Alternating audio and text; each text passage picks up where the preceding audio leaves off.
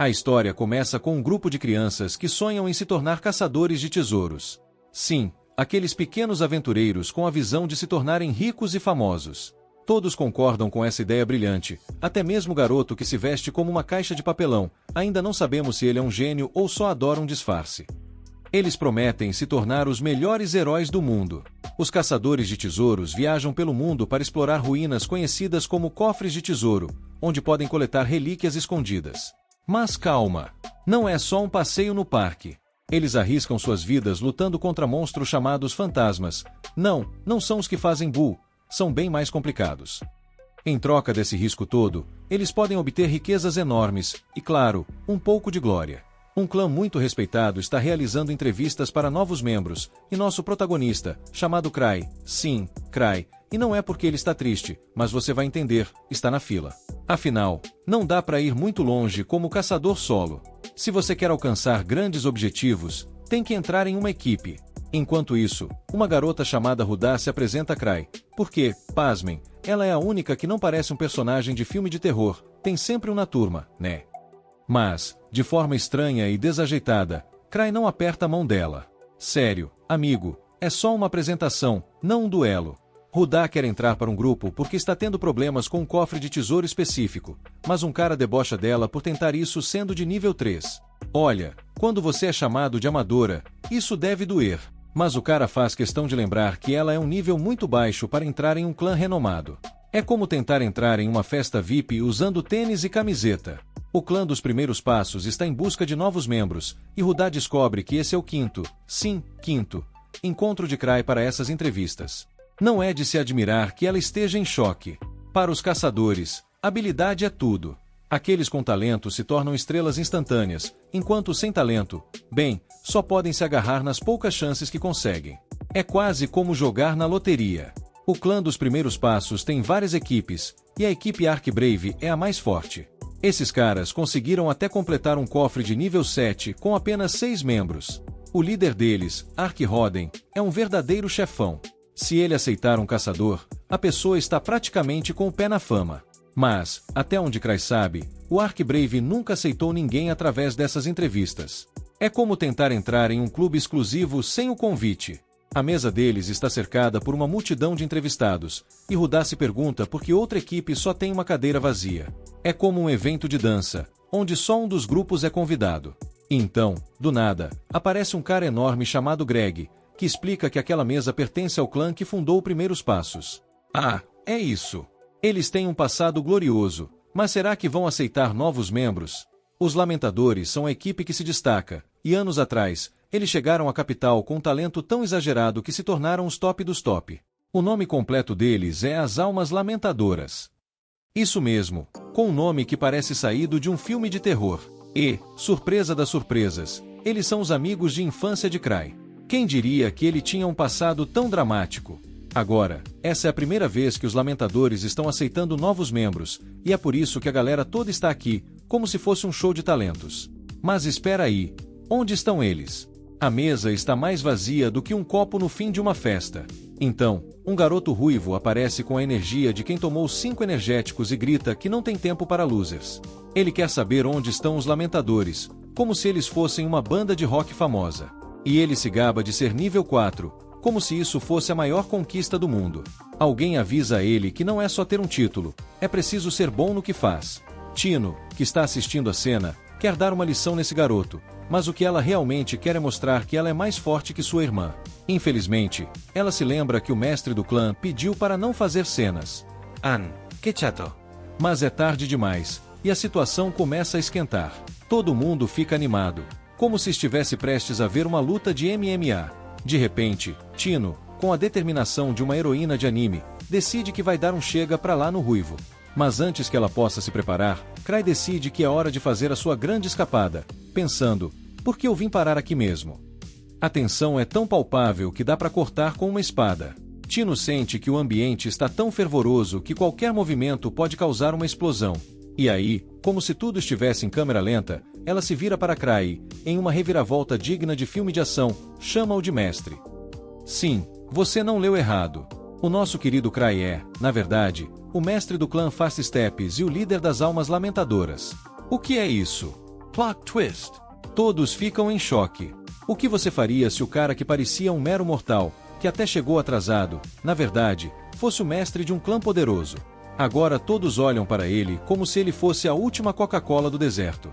Anos atrás, antes de tudo isso, Cry e seus amigos eram tão novos que estavam mais perdidos que cego em tiroteio na capital. Eles estavam arrasando nos tesouros, mas Cry se sentia como o bobo da corte do grupo. Então, ele decidiu que o melhor era se afastar. E olha só, ele foi embora dizendo adeus como se estivesse se despindo de um relacionamento tóxico. Mas, para surpresa de todos, os amigos decidiram que ele seria o líder. Isso mesmo. Não importa que ele se achasse normal, enquanto seus amigos tinham o talento de dar inveja em qualquer super-herói. Ele passou os últimos 4 anos se perguntando se não podia apenas tirar férias e viver de boa, tomando sorvete. Então, Cry finalmente acorda para a realidade e percebe que ele está falando com ninguém menos que o mestre do clã Fast Steps, e tudo isso porque ele decidiu dar uma de sonâmbulo e acordar atrasado para o grande evento. Enquanto isso, Tino, cheia de energia, tenta desfazer a situação, mas está na mesma vibe que um gato preso em uma árvore, um pouco confusa e totalmente irritada. Ela está tão irritada que quer arrancar a cabeça do Ark, mas, convenhamos, ela está apenas seguindo o manual do Como Ser uma Aventureira Poderosa, capítulo 1. Quando Cry menciona que o Ark poderia falar com a Associação dos Exploradores, Tino quase desmaia de raiva. Sério, ela já está de saco cheio dele. E claro, lá está Cry, pensando que pode se dar bem fazendo o Ark falar por ele, como se estivesse pedindo um favor de pode me passar manteiga. Mas, adivinha? Ele acaba de descobrir que seu disfarce mágico, que é basicamente uma máscara de festa de Halloween, foi quebrado. Ótimo, mais uma coisa para adicionar à lista de problemas. Então, como se fosse um ator coadjuvante em um filme de comédia, ele decide que não pode sair de casa sem um acompanhante. Ele vai até a Associação dos Exploradores, mais nervoso que gato em dia de mudança. E ao chegar lá, em vez de um tapete vermelho, ele é recebido com olhares que poderiam perfurar aço. Desculpa, pessoal. Ele se desculpa, se contorcendo como se estivesse tentando se espremer entre os convidados de um churrasco. O gerente da filial, Gar, está ali, e só de olhar para ele, Cry já se sente como se tivesse se metido em encrenca. Ele não consegue parar de se desculpar, como se pedisse desculpas por existir. Gar tenta acalmá-lo, mas parece que ele está mais interessado em dar uma aula de moral do que em ouvir as desculpas do Cry. Ei, não posso deixar você sair impune, jovem. Precisamos manter a ordem, mesmo que isso signifique dar uma missão tão complicada quanto montar um móvel do IKEA, diz Gar, e Cry fica pensando que isso deve ser uma piada interna. Após todo aquele drama na Associação dos Exploradores, Cry finalmente volta para casa, se sentindo como um artista que acaba de sair de um show em que o público não aplaudiu. Mas quando chega, a surpresa está no ar. Ele descobre que a equipe inteira do clã está mais ausente que seu sono naquela manhã. E lá está Tino, toda empolgada, segurando o anel como se tivesse ganhado na loteria. Olha o que eu consegui, Cry. Ninguém mais pode tocar nele. Ela grita como uma criança em uma loja de doces. Mas, adivinha? Cry tinha outros planos em mente.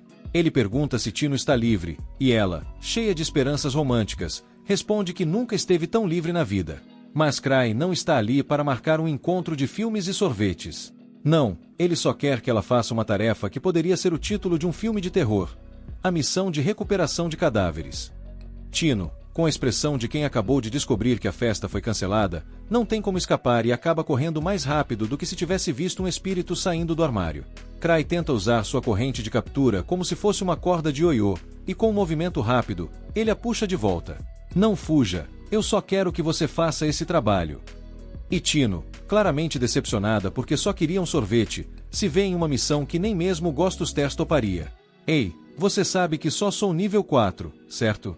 Como eu vou resgatar 5 pessoas sozinha? Ela grita, parecendo uma heroína de um filme de ação que acabou de perceber que não tem como sobreviver. Tino sabe que Cry costuma enviar seus subordinados em missões perigosas como se fossem ensaios para uma peça de teatro trágica, e agora ela se vê no mesmo barco. Calma, Tino, eu concordo que você não deve ir sozinha, ele responde, quase como se fosse um amigo tentando acalmar a criança assustada. Mas, para sua surpresa, ele a emparelha com os caçadores que ele conheceu mais cedo, como se estivesse escalando um time de futebol infantil. Enquanto isso, na sala do clã, a situação estava mais animada do que uma competição de dança. Tino estava com um ar de não posso acreditar que isso está acontecendo, e de repente, eles se viram no meio de um monte de caçadores ansiosos, todos tentando se parecer com super-heróis de um desenho animado de baixa qualidade. E aí, pessoal? Olha só quem chegou. É a Tino, a caçadora que não pode nem resgatar uma planta sem ajuda. Alguém grita, e a plateia explode em risadas. Tino sente o calor do olhar de todos, como se estivesse na escola e tivesse acabado de tropeçar na própria barra da saia. Mas não se preocupe. Ninguém estava realmente prestando atenção. O que realmente importava era o fato de que Cray estava agora cercado por caçadores que olhavam como se ele fosse um ídolo pop. Eles queriam saber todos os segredos dele, como qual é o seu shampoo, e você faz exercícios. Tino tenta chamar a atenção de Cray, que estava tão imerso em sua fama repentina que parecia ter se esquecido completamente dela. E aí? Você se esqueceu de mim ou só está fazendo questão de ignorar a pessoa que vai te ajudar a recuperar os corpos dos mortos? Ela grita, mas ele só responde com um aceno distraído, como se estivesse dizendo só um minuto em uma fila de espera eterna. Enquanto Tino tenta fazer sua voz ser ouvida no mar de risadas e gritos, ela percebe que ser uma caçadora pode ser mais divertido do que ela pensava. A cada movimento, a cada palavra, era como se eles estivessem ensaiando para um grande espetáculo. Mas a realidade logo bate. A verdadeira missão estava começando, e ela estava prestes a se tornar a protagonista de um show de comédia cheio de reviravoltas. Então, lá estava Cray, com um olhar tão nervoso que parecia que tinha comido uma montanha de pimenta. Ele estava prestes a sair do esconderijo como um ninja atrapalhado, mas com um pequeno detalhe: seu disfarce, que mais parecia um manto de Halloween, havia se quebrado. Isso mesmo, o relíquio irreversível de Face que ele estava usando se despedaçou como um biscoito de tão frágil. Ava, a vice-líder do clã, o observa e diz: você realmente precisa parar de se esconder e usar esse manto de invisibilidade que parece mais uma cortina de chuveiro do que um disfarce de caçador. Cray, tentando se convencer de que não estava em apuros, se vira para Ava e, com um sorriso nervoso, responde: ah, mas é que eu queria parecer um caçador misterioso. Olha, só me falta um chapéu de cowboy para completar o look. E como se o dia já não estivesse engraçado o suficiente, ele decide que vai à Associação dos Exploradores, o que é basicamente um lugar onde os caçadores se reúnem para discutir quem tem o cabelo mais espetado e quem fez o trabalho mais perigoso. Ao entrar, ele imediatamente começa a pedir desculpas como se tivesse derrubado uma pilha de pratos na casa da avó. Me perdoe. Não queria causar tanto alvoroço. Acontece que, bem, foi tudo um grande mal-entendido. A festa, os gritos, a explosão. Estava tudo planejado, claro, tudo parte do meu show de stand-up, certo? Ele se defende, enquanto o gerente da filial, Gar, o observa com uma expressão que mistura confusão e diversão. Gar, que estava mais sério do que uma reunião de avós discutindo crochê, tenta manter a compostura. Você sabe que temos que dar um exemplo, certo? Não podemos deixar as outras facções acharem que qualquer um pode fazer o que quiser, como você fez. E que, aliás, foi um completo desastre. Cray tenta se justificar, mas acaba sendo mais engraçado do que sério, o que só faz a situação parecer um grande espetáculo de comédia. Voltando ao reino da comédia, Cray chegou ao clã e a primeira coisa que escutou foi um tá tudo dominado dos outros membros, que estavam envolvidos em atividades que pareciam mais uma competição de quem come mais pipoca do que outra coisa. Quando ele entrou, a galera estava tão absorta nas suas conversas que nem notaram que ele estava de volta. Então, quando Rudá comentou que ainda bem que você não explodiu a sede do clã desta vez, todo mundo riu como se tivesse ouvido a piada mais engraçada do mundo. E então, a bomba. Não era uma explosão, era Tino revelando que, sim, ela realmente tinha ficado com o anel de Cray só porque ninguém mais poderia tocar na joia da coroa. Ao ouvir isso, Cray quase desmaiou de choque e perguntou: Tino, você já pensou em abrir uma loja de joias? Porque essa é a sua chance. Quando ele perguntou se ela estava livre, ela respondeu com um brilho nos olhos que poderia iluminar uma cidade inteira, como se estivesse esperando uma proposta de casamento. Mas o que Cray realmente queria era que ela fizesse uma tarefa chata de resgate, o que foi tão decepcionante que parecia que ele tinha quebrado um balão de festa. Desesperada, Tino fugiu a toda velocidade, mas Cray, com seu manto de ninja trapalhão, a capturou com um golpe de sorte, mais ou menos como pegar uma bolinha de ping-pong no meio de uma tempestade. E claro, ela estava tão desapontada que parecia uma criança que recebeu um par de meias no Natal. Tino fez um drama digno de Oscar, dizendo que não tinha como salvar 5 pessoas sozinha, principalmente com o nível 4 dela. Ela se virou para Cray e pediu, com um olhar de cachorro abandonado: por favor, não me faça isso. Eu só queria um sorvete, não um passeio no Parque da Morte. Cray, tentando parecer um líder, concordou que ela não deveria ir sozinha, mas o que ele fez? Em vez de se oferecer para ir com ela, ele só a empurrou para um grupo de caçadores que ele mal conhecia, como quem joga um bebê-leão em uma jaula de crocodilos. E assim, a nova missão de Tino estava a caminho de se tornar uma grande aventura cheia de risadas e desastres. E assim, o nosso herói, Cry, diz adeus aos dois que conheceu mais cedo e decide voltar para casa. No dia seguinte, a notícia correu solta. Ele foi parar na primeira página dos jornais. Como assim? Ele causou uma briga tão grande que o lugar inteiro foi pelo ar. Um verdadeiro desastre. A vice-mestra do clã, Ava, o encontra e já vem com aquela cara de você não vai acreditar no que você fez. Cry, sempre na dele, sugere que Ava use os fundos do Ark Brave para pagar os reparos. Ava só olha para ele, como se dissesse sério que você tá dependendo do Ark assim. Mas, para Cry, Ark é o cara mais tranquilo do mundo. E não é que ele ainda pede para Ava falar com a Associação dos Exploradores em seu nome, o que pode dar errado, não é mesmo? Quando a associação quer falar com Cry, ele já fica com aquela vontade de se esconder debaixo da cama. Ele não quer sair sem um segurança. E, para piorar, o tal relíquia que ele usa para se disfarçar foi pro espaço. A relíquia se chama Rosto Irreversível, bem criativo, né? Mas, na hora do vamos ver, ele percebe que ninguém vai atacá-lo durante o dia e decide dar a cara a tapa, ou melhor, a Rosto Irreversível. Chegando lá, Cry se joga em um pedido de desculpas, todo nervoso, implorando por misericórdia. O gerente da filial da associação, Gar, tenta acalmá-lo, mas ele só se agita mais. Olha, não machuquei ninguém, ele diz, quase em desespero. Gar, por sua vez, só observa e fala que, na verdade, o que ele fez não foi nada demais, mas o clã ainda precisa dar o exemplo. Aquele papo de não podemos deixar passar batido. O plano de Gar, punir Cry com um desses trabalhos chatos, ou melhor, tarefas de tortura. Cry, bem esperto, aceita a punição, mas já vai mirando uma tarefa leve, porque né, ele não é de ferro. Depois de algumas páginas de tarefas, ele encontra a mais tranquila de todas, dever de recuperação de corpos. Que ótimo, pensa ele, já visualizando a reação de Ark ao receber essa pérola de tarefa. Ao chegar em casa, ele toma um susto ao ver que o clã inteiro está fora. E, de repente, Tino aparece com o anel dele. Ela não queria que ninguém mais o tocasse, e tá toda feliz porque pode mesmo ficar com ele. Então, Cry, com toda a habilidade social que lhe resta, pergunta se ela está livre no momento. Nunca estive tão livre na vida, ela responde, já achando que vai rolar um encontro romântico. Mas, adivinha? Cry só quer que ela faça o serviço. A decepção de Tino é palpável. Ela queria um sorvete, e ele apenas empurrou um trabalho chato em cima dela. A coitada é nível 4 e mal consegue salvar 5 pessoas sozinha. Ela sabe que o Cry manda seus subordinados em missões que quase os matam só para ficarem mais fortes, mas agora ela só quer que ele não exagere na famosa formação. Cry, percebendo a expressão de não posso acreditar que isso está acontecendo, concorda que ela não deveria ir sozinha. Tino pensa que isso significa que ele vai com ela, mas, plot twist, ele a equipa com os caçadores que conheceu mais cedo. E assim, com mais reviravoltas do que um episódio de comédia, a jornada de Cry continua. 6 anos atrás, Cry e seus amigos chegaram à Associação dos Exploradores. Era a sede dos caçadores de tesouros, mas Cry estava mais hesitante que um gato em uma festa de cães. Todo mundo lembrava que a ideia de mirar na capital era dele, mas Cry tinha medo de ser tão útil quanto um pé de alface. Luke, já cansado de tanto pensar e repensar, decidiu que era hora de agir e entrou na associação como um furacão, se declarando o maior espadachim do mundo. Ele queria saber quem era o lutador mais forte ali e desafiou a galera pelo título. Alice, com seu cabelo rosa brilhante, não estava afim de deixar Luke roubar toda a cena, então se apresentou como a maior ladra do mundo. Enquanto isso, Cry só queria acabar logo com o registro, mas seus amigos estavam fazendo mais declarações do que um político em época de eleição.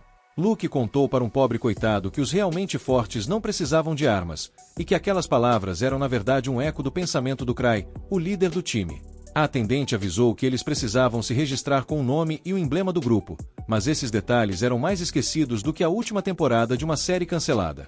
A atendente insistiu que isso era realmente importante e que eles deveriam pensar com calma, mas Cry tinha um plano diferente em mente, ele queria se vingar pelos amigos. Assim, Cry se tornou o líder do grupo e escolheu um nome que com certeza faria todos acharem que eles eram mais fracos que papel higiênico. Seus amigos ficaram em choque quando ele decidiu chamar o time de As Almas Tristes, e para completar, ele fez um emblema de caveira. Eles lembraram que a ideia era formar um grupo de heróis, mas o nome assim parecia mais um convite para um festival de emo. Cry até tentou usar essa oportunidade para se livrar do título de líder, mas os amigos acabaram gostando da escolha dele. Com isso, a equipe foi oficialmente formada, e começava a saga de como Cry se tornou o famoso líder do clã mais forte. Voltando ao presente, o grandalhão ainda não consegue acreditar que Cry é o mestre do clã dos Passos. Isso porque o mestre tem o apelido de Mil Truques e é um nível 8.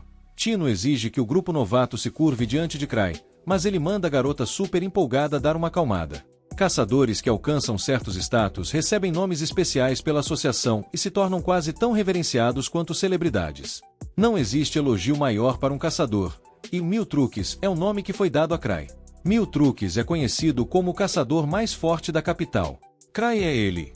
Tino diz para o moleque que ele está apenas jogando a vida fora se não consegue reconhecer o poder do Cry. Ela ainda avisa o Cry que não dá para trabalhar com esses perdedores, porque ela detesta caras que só sabem falar. Mas o Cry acha que ele também é um desses caras. Ele não se considera o mais forte da capital e só ficou famoso porque um amigo dele gritou isso por aí. Gilbert também se recusa a fazer equipe com Tino, mas é porque ele não quer ouvir um cara que mente sobre ser nível 8. Greg tenta lembrar quem é que ele está desafiando, mas Gilbert não consegue acreditar que Cry é o líder do clã mais forte. Uma discussão estoura entre os novatos, então Cry decide que já deu de tentar convencer Gilbert. Craig e Rudá estão na dele, então Cry manda Tino buscar outro membro da guilda para ajudar, se precisar. Tino, esperta, tenta escolher o Cry, mas ele rapidamente corta as asas dela. Tudo parecia resolvido, até que, do nada, Gilbert desafia o Cry. Ele se recusa a ouvir alguém mais fraco que ele, então se Cry conseguir vencê-lo, ele se junta a Tino. Cry aceita o desafio, mas manda Tino lutar no lugar dele. Tino não perde tempo e logo aponta que o garoto estava sendo mal educado com o mestre. Então, é hora de Tino fazer cair sobre ele a punição divina. Tino se estica antes da luta, mas Gilbert está mais ansioso que criança em dia de Natal para ter sua revanche. Ele insiste em lutar contra o Cry na sequência, mas Cry duvida que ele consiga chegar perto de vencer a Tino. Para a surpresa de Gilbert, ele descobre que Tino também é nível 4, assim como ele. Tino admite que é um lixo comparado ao Cry, mas está confiante de que vai ganhar a luta facilmente. Ela até decide segurar a mão para não acabar matando Gilbert por acidente. Os outros novatos ficam um pouco preocupados com Tino, já que ladras não são exatamente as melhores em combate direto. Mas Cry tem mais fé. Tino tem experiência de sobra lutando contra humanos e conseguiu chegar ao nível 8 sozinha, então provavelmente é muito melhor que Gilbert. No entanto, Cry está levemente preocupado com o relíquio de Gilbert, que se chama a Espada Peroral. Essa espada pode mudar o jogo a favor do Gilbert. Nesse momento, Gilbert surpreende a todos ao jogar sua poderosa espada para o lado. Ele se recusa a deixar alguém subestimá-lo e declara que não precisa de arma para vencer uma mulher desarmada. Para Cry, um espadachim jogando a própria espada no chão parece bem idiota, mas pelo menos agora a luta vai ser decidida na habilidade pura. Tino se prepara para a batalha e ainda consegue convencer Cry a levá-la para tomar sorvete quando vencer. A luta começa com Tino surpreendendo Gilbert com sua velocidade absurda e um chute tão forte que o manda pelos ares. Mesmo assim, Gilbert não está pronto para desistir, mas Tino logo coloca em uma chave e lembra que ela estava segurando muito a força. Ela oferece misericórdia, mas só se ele passar a adorar Cry como um deus e rezar para ele 3 vezes ao dia. Ah, e claro, trazer oferendas que ela passaria para o mestre. Gilbert fica possesso de raiva por não querer ser feito de bobo, mas Tino silencia em um instante. Ela dá os créditos a Cry por tê-la ajudado a ficar tão forte, mas ele acha que não fez muita coisa. Os outros ficam chocados com a força dos passos, enquanto Gilbert só consegue afundar em sua própria derrota. Gilbert sempre soube que havia nascido para ser um caçador. Ele empunhava uma espada desde pequeno e, em pouco tempo, já superava adultos com suas habilidades. Eventualmente, ele chegou à capital, se juntou a uma equipe e limpou vários cofres de tesouros. Ele estava orgulhoso de si mesmo, e começou a acreditar que era o melhor. Mas agora, Tino diz a ele que se quiser continuar lutando, é melhor pegar sua espada de volta. Mas Gilbert se recusa a pegar a espada de volta. Tino zomba dele, dizendo que todo orgulho não serve de nada se ele acabar perdendo a vida. Gilbert se dá conta de que ela está certa, porque se fosse uma luta de verdade, ele já estaria fora do jogo faz tempo. Gilbert fica surpreso quando Kai adivinha que ele deixou sua equipe porque era forte demais para eles. Cry então menciona que o mesmo aconteceu com sua equipe, mas reflete sobre como, no caso dele, seus amigos nunca o abandonaram. Infelizmente, Gilbert interpreta tudo errado. Para ele, The Grieving Souls, as Almas Lamentantes, é um grupo de elites que se destacam até mesmo entre as melhores equipes. Ele fica chocado, acreditando que Cry está mostrando misericórdia com seus companheiros ao ficar com eles, mesmo sendo muito mais forte. A surpresa aumenta quando Cry toca na espada de Gilbert, ativando seu poder. Com isso, Cry consegue descobrir que a espada causa dano elemental e amplia o alcance de ataque. Gilbert fica incrédulo, pois nunca viu ninguém lidar com a espada purgatorial de forma tão fácil. E isso não é tudo. Cry criou uma chama que nem o próprio Gilbert jamais conseguiu alcançar. E o mais impressionante, Cry fez tudo isso sem nem tocar no cabo da espada. A frustração de Gilbert só aumenta, conforme seu ego é completamente destruído. Gilbert, totalmente abalado, chama Cry de monstro. Nesse momento, aprendemos sobre o Monon, uma substância essencial que é considerada o núcleo deste mundo. Os cofres de tesouro são fenômenos onde o Monon se condensa, criando mundos alternativos dentro deles, baseados nas memórias extraídas do núcleo do mundo. Um desses cofres é a Toca do Lobo Branco, o lugar para onde Tino está indo. Esse cofre era habitado pelos lobos da Lua Prateada, mas essa criatura foi erradicada devido à caça descontrolada por causa de sua pele. No entanto, o cofre apareceu e trouxe de volta um fantasma de lobo encharcado de sangue. Cry está aliviado por não ter ido ele mesmo, mas tem certeza de que Tino e os outros vão ficar bem. Afinal, é só um cofre de nível 3, e o grupo dela tem 4 pessoas. Mais tarde, Cry agradece a Ava por contar sobre Gilbert ter deixado sua antiga equipe, o que lhe deu uma boa chance de surpreender o garoto. Ava ouviu sobre as loucuras de Cry e ele explica que a espada era um tipo de relíquia que ele consegue controlar com facilidade.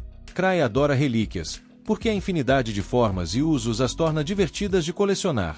Além disso, permitem que alguém como ele crie milagres. Agora, Cry se pergunta se conseguiria comprar a espada purgatorial de Gilbert. Ava detesta os gastos desenfreados de Cry. Ela acredita que ele já tem relíquias o suficiente, mas Cry discorda, dizendo que todas são completamente diferentes.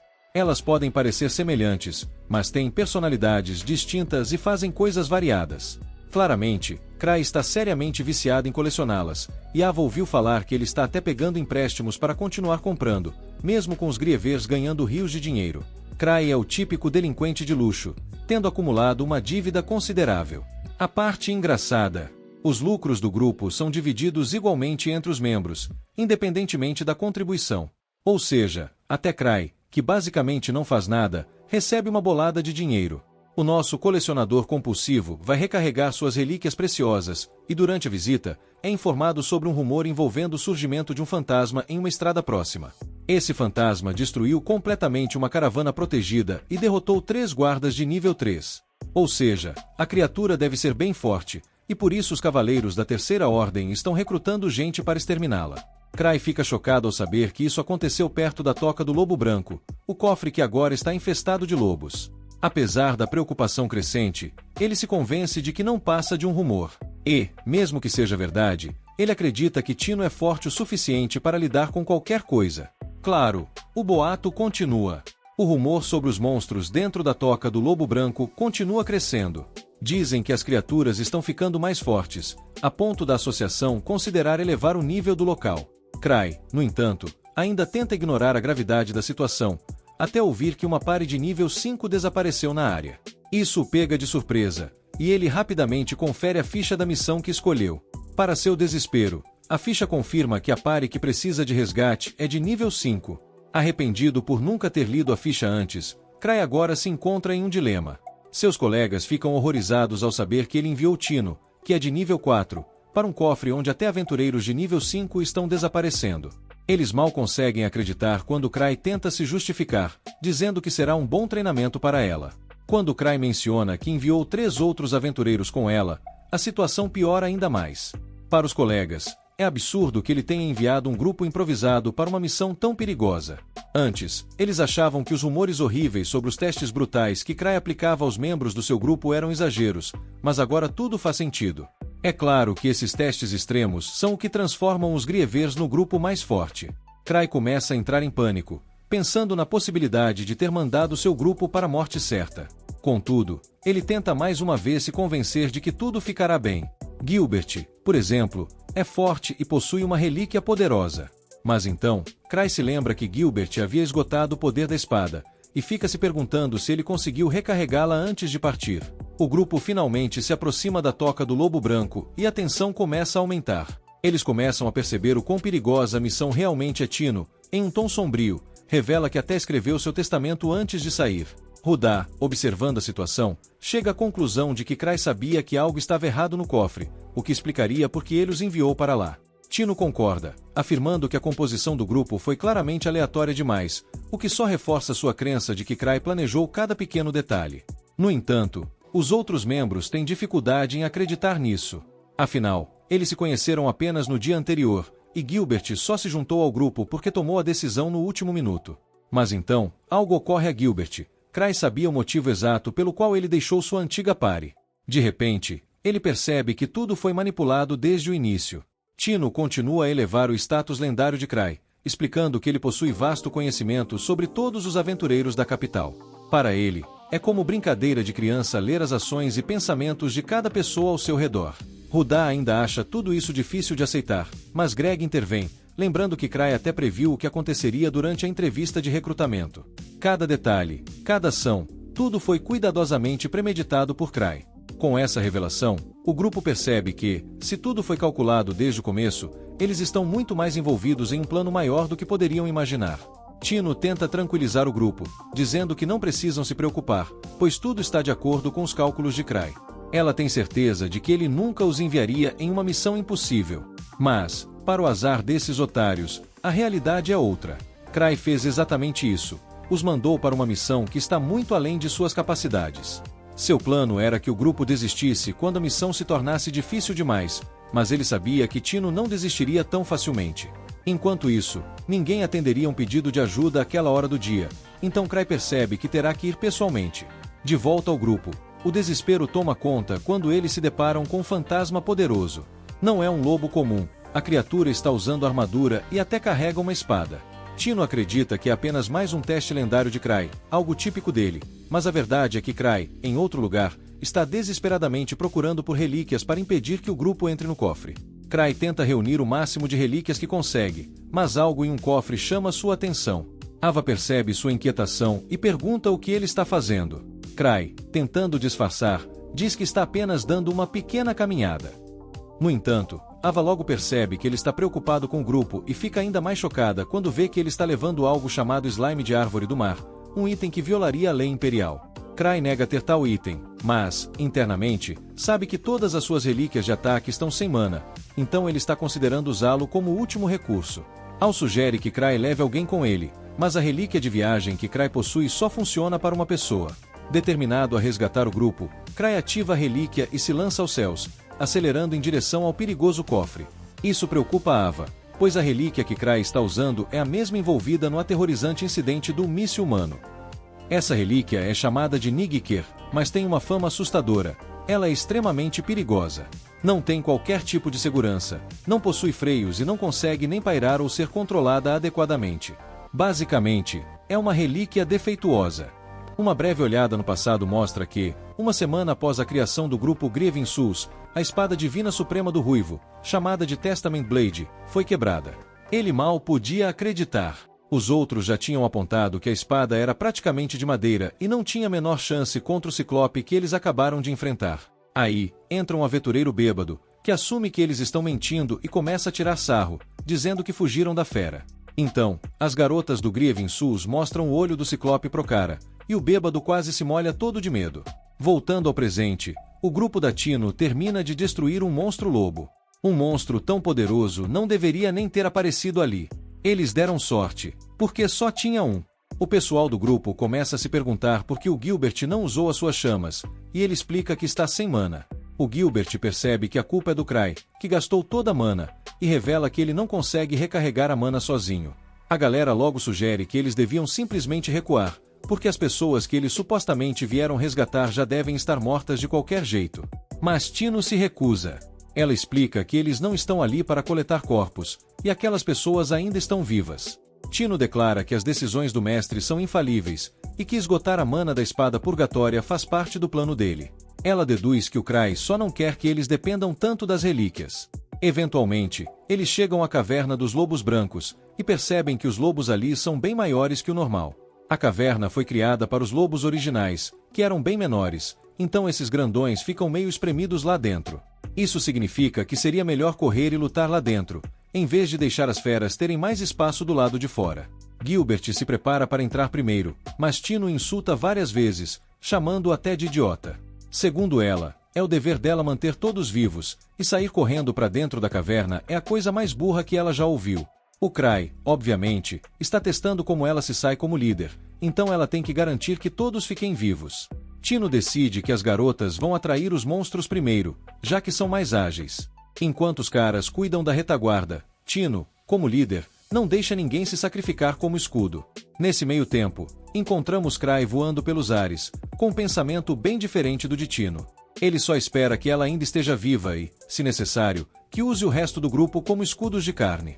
Já o grupo de Tino entrou em combate, mas os oponentes são consideravelmente mais fortes que eles. A única vantagem que eles têm é o trabalho em equipe. O grupo vence a primeira luta, e Tino fica feliz ao perceber que o inimigo não faz a menor ideia do que é cooperação. A batalha continua enquanto mais monstros aparecem, e Tino pensa que o seu grupo improvisado não é tão ruim assim. Gilbert é um boca grande, mas ele é bem forte. A Rudá, bom, não é tão achatada assim, sem mais comentários, mas é uma especialista em encontrar inimigos. E o Greg? Bom, o cara tem uma tonelada de experiência e coordena bem com os outros. Tino dá o crédito ao Crai por montar uma equipe tão boa, chamando-o até de Deus. Voltamos um pouco no tempo para ver os problemas que Gilbert teve com seu antigo grupo. Eles não conseguiam acompanhar o ritmo dele, então ele saiu do grupo, cheio de raiva. Agora, ele percebe que não levava em consideração os sentimentos dos outros, e que é muito mais agradável lutar em equipe. O time vence mais uma batalha, e Gilbert solta que agora ele só está começando a aquecer. Momentos depois, Tino sente que o chefe da dungeon está por perto. O resto da equipe acha que finalmente é hora de correr, mas Tino aponta que chegaram tão longe sem nenhum arranhão, então devem ser capazes de derrotar o chefe também. Tino concorda que a cautela é importante, mas missões seguras não fazem ninguém crescer. Greg reflete sobre como, quando um caçador atinge o nível 4, ele pode viver confortavelmente apenas completando cofres de tesouro abaixo do seu nível. Ele sempre fazia isso e fugia quando a missão ficava difícil demais. Ele já viu inúmeros amigos morrerem em batalha, o que o tornou mais medroso. Tino percebe que Greg se juntou ao Fast Steps porque queria mudar essa parte de si mesmo, e provavelmente foi por isso que Crai o colocou nesse time. Ela prevê que Crai não formou esse grupo aleatoriamente. Na verdade, ele queria salvar todos esses fracassados. Ela declara que Crai nunca faz nada sem um bom motivo, e que tudo está saindo conforme o plano perfeito dele. Rudá, agora, já virou crente também. Rudá, agora convertida em crente do plano infalível do Crai, quer saber qual foi o motivo dele para escolhê-la. Mas Tino logo assume que ele a escolheu por causa dos seus grandes atributos, se é que você me entende. Enquanto isso, Crai está em pânico, com medo de estar tarde demais para impedir Tino de entrar no cofre. Ele surta porque a relíquia voadora que está usando está totalmente fora de controle, e amaldiçoa quem quer que tenha feito aquilo. A coisa está tão fora da casinha que joga Crai diretamente para dentro do cofre.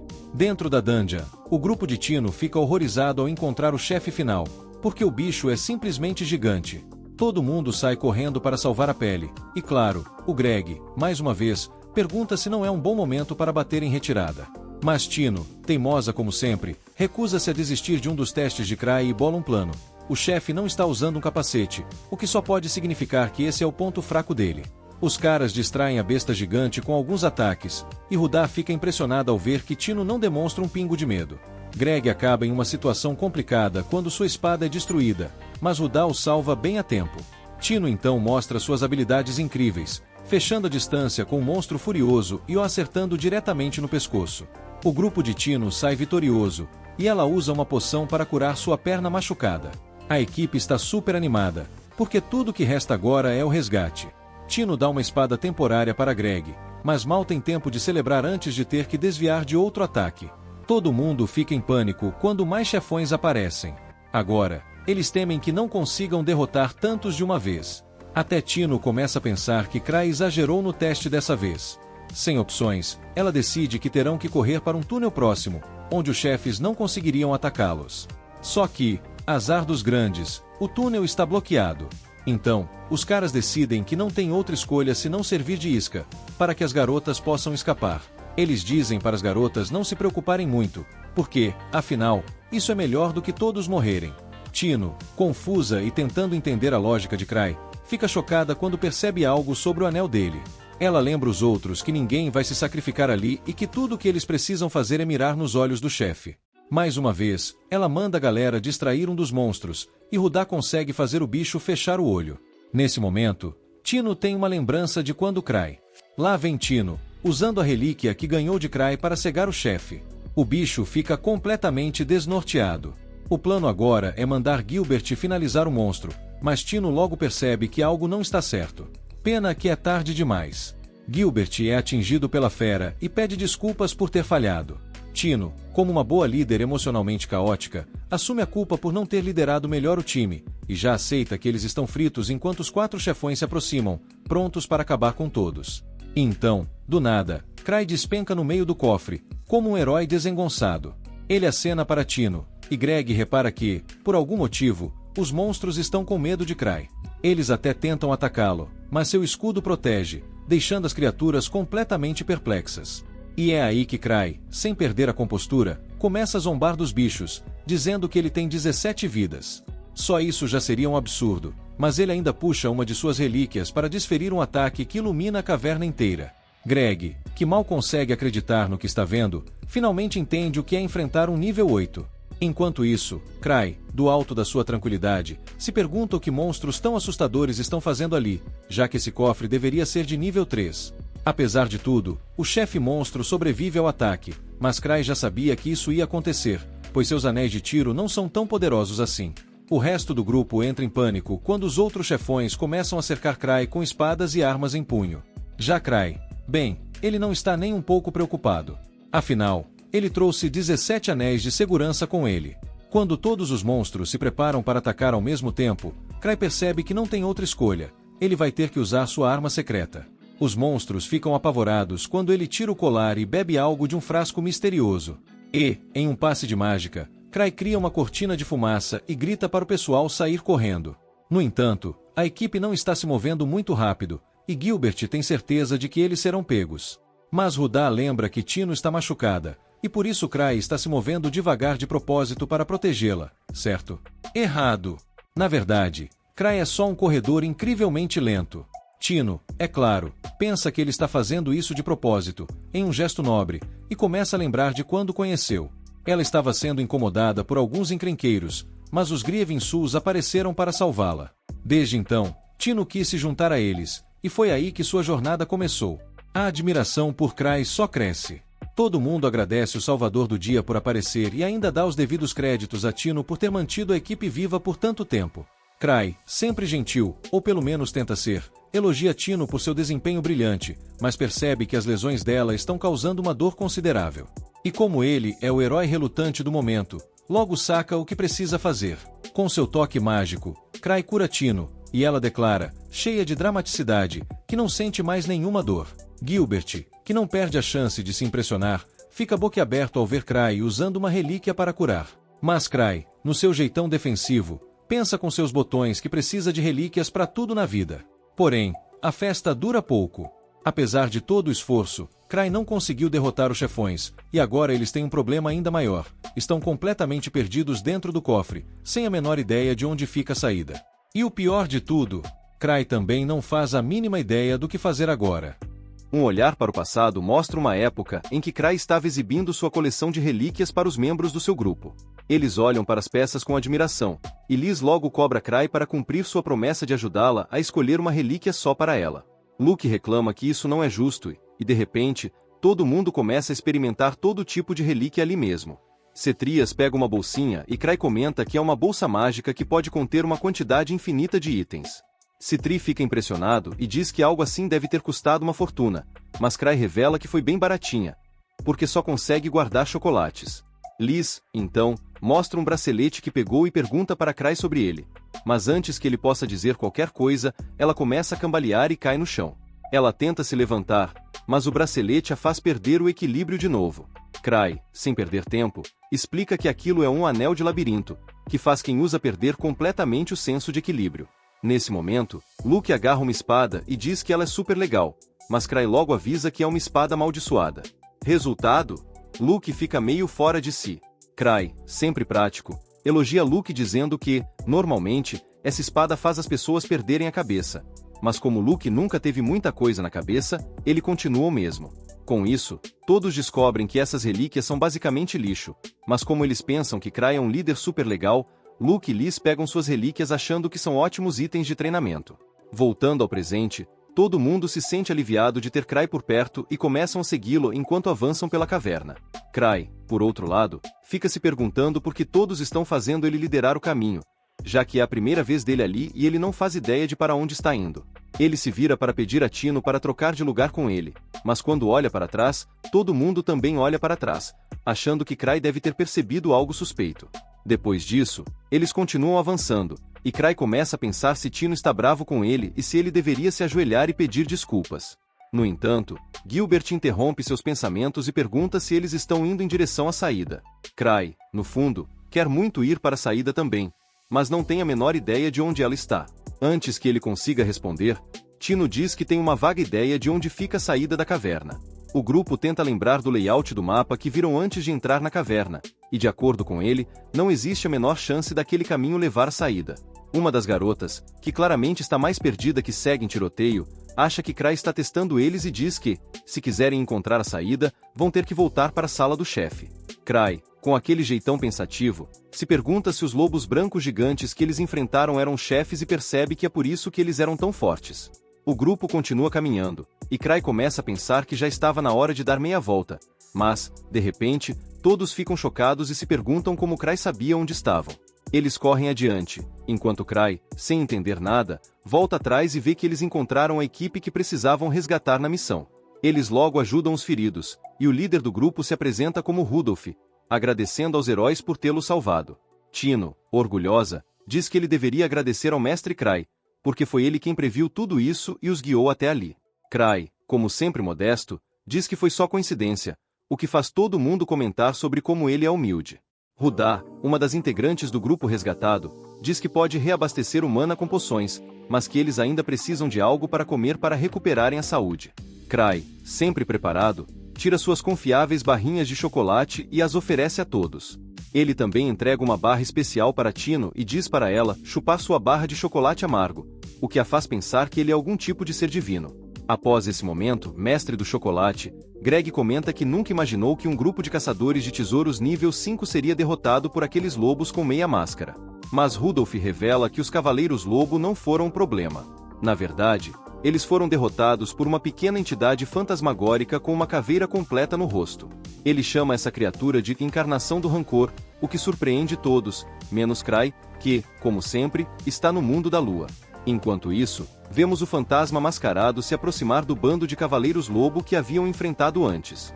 Ele libera um poder que faz os lobos uivarem, envoltos em chamas roxas e um brilho sinistro. Rudolph continua sua história, dizendo que o fantasma deve ser a maldição da Lua de Prata, nascido do rancor dos monstros mortos no tesouro. Ele comenta que, apesar de serem habilidosos, aquele fantasma os pegou de surpresa. Mas aquele monstro estava em outro nível.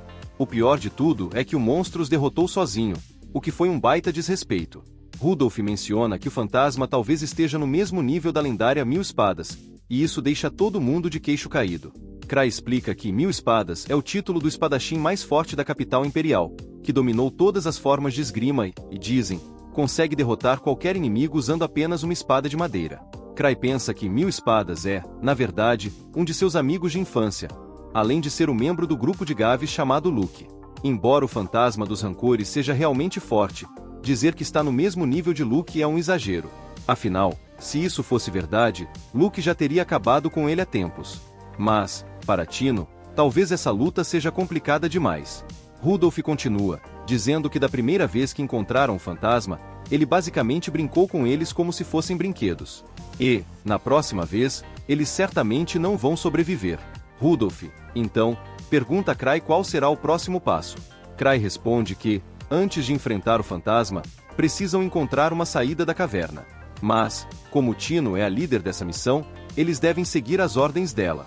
Tino, sem jeito, diz que ela não é nada comparada a ele, mas Cray garante que vai ajudá-la se for necessário, enquanto pensa consigo mesmo que está morrendo de medo de liderar o caminho. Essas palavras enchem Tino de confiança, e ela diz que agora pode até correr, já que sua perna está curada. No entanto, Cray a lembra que eles têm membros feridos e precisam ser cuidadosos com eles. Na verdade, Cray só sabe que ninguém conseguiria acompanhar Tino se ela saísse correndo de verdade. Rudolph, preocupado, diz que, se encontrarem Fantasma, ele vai agir como escudo humano e implora aos outros para levarem seus amigos até a capital, caso algo aconteça com ele. Mas um dos membros do seu grupo o interrompe, dizendo que ele é quem será o escudo humano. Tino, mostrando sua determinação, declara que não pretende deixar ninguém para trás e que, enquanto seu mestre estiver com eles, tudo ficará bem. Nesse momento, eles ouvem uivos de lobos ao longe e começam a se perguntar se estão se aproximando. Cray verifica seus anéis e percebe que só tem 5 anéis de proteção restantes, o que significa que, se for atingido uma sexta vez, vai cair de verdade. Cray começa a perceber que a coisa não está indo bem. O anel de proteção dele não parece estar funcionando. O slime que ele trouxe para dar aquela ajudinha desapareceu, e para piorar, ele perdeu a espada relíquia que estava presa à sua cintura no caminho até ali. Ele se pergunta se, desta vez, está realmente ferrado. Enquanto isso, vemos uma figura mascarada caminhando pela névoa dentro da caverna, enquanto Gilbert e Greg ficam de guarda, atentos aos ataques dos lobos e do fantasma. De repente, Tino sente que algo muito forte está se aproximando. Rudolph também se prepara para atacar, mas Cray se coloca na frente de todos. Ele pensa que, se usar o Night Hacker para se lançar como um míssil, vai perder uma vida, mas pode ser o suficiente para surpreender o fantasma com um ataque inesperado. Logo o fantasma aparece no meio da névoa, com chamas roxas ardendo ao seu redor. A visão faz Rudá e Gilbert congelarem de medo, e Tino, que está logo atrás de Cray, também fica apavorada. Mas, de repente, ela nota a figura mascarada de antes e entra em pânico total. Ela agarra a capa de Cray e implora para ele salvá-la, jurando que vai ser uma boa garota e fazer o melhor que puder se ele ajudar desta vez. Cray, por outro lado, se pergunta quem é aquela garota mascarada. O fantasma se vira para ver quem está lá, mas a garota mascarada desaparece num piscar de olhos e dá um chute tão forte no fantasma que o manda para outra dimensão. Acontece que a tal garota é, na verdade, Liz, membro do grupo Grievin Sus. Ela caminha até Cray e pergunta se aquela era a nova recruta do grupo dele. Cray, obviamente, diz que não, e ainda pede para ela tirar a máscara. Liz devolve a espada relíquia que Cray havia perdido no caminho, enquanto os outros ficam se perguntando quem é ela. Isso deixa Liz furiosa, e ela começa a se questionar como eles nunca ouviram falar do grupo mais forte de todo o Império. Ela chega até a duvidar se eles são impostores. Liz também revela que foi até a capital procurar Cray, mas disseram que ele estava nesta caverna. Sentindo-se muito envergonhada por causa de sua aprendiz, Liz se aproxima de Tino e começa a dar-lhe uma bronca daquelas. Gilbert tenta defendê-la, mas acaba levando um chute tão forte que parece que foi enviado para outra dimensão. Liz continua, dizendo que está ocupada pedindo desculpas a Cray por ter uma aprendiz tão patética e inútil. Depois, ela volta a bronquear Tino, fazendo a garota se sentir mal até por ter nascido. Mas, nesse momento, Cray intervém para defendê-la. Cray interrompe a bronca que Liz estava dando em Tino, defendendo-a e dizendo que ela cumpriu sua missão e também foi uma líder decente. Isso faz Liz se acalmar um pouco e, logo depois, ela admite que Tino tem talento, mas lhe falta a motivação e a determinação de lutar até a morte por seus objetivos.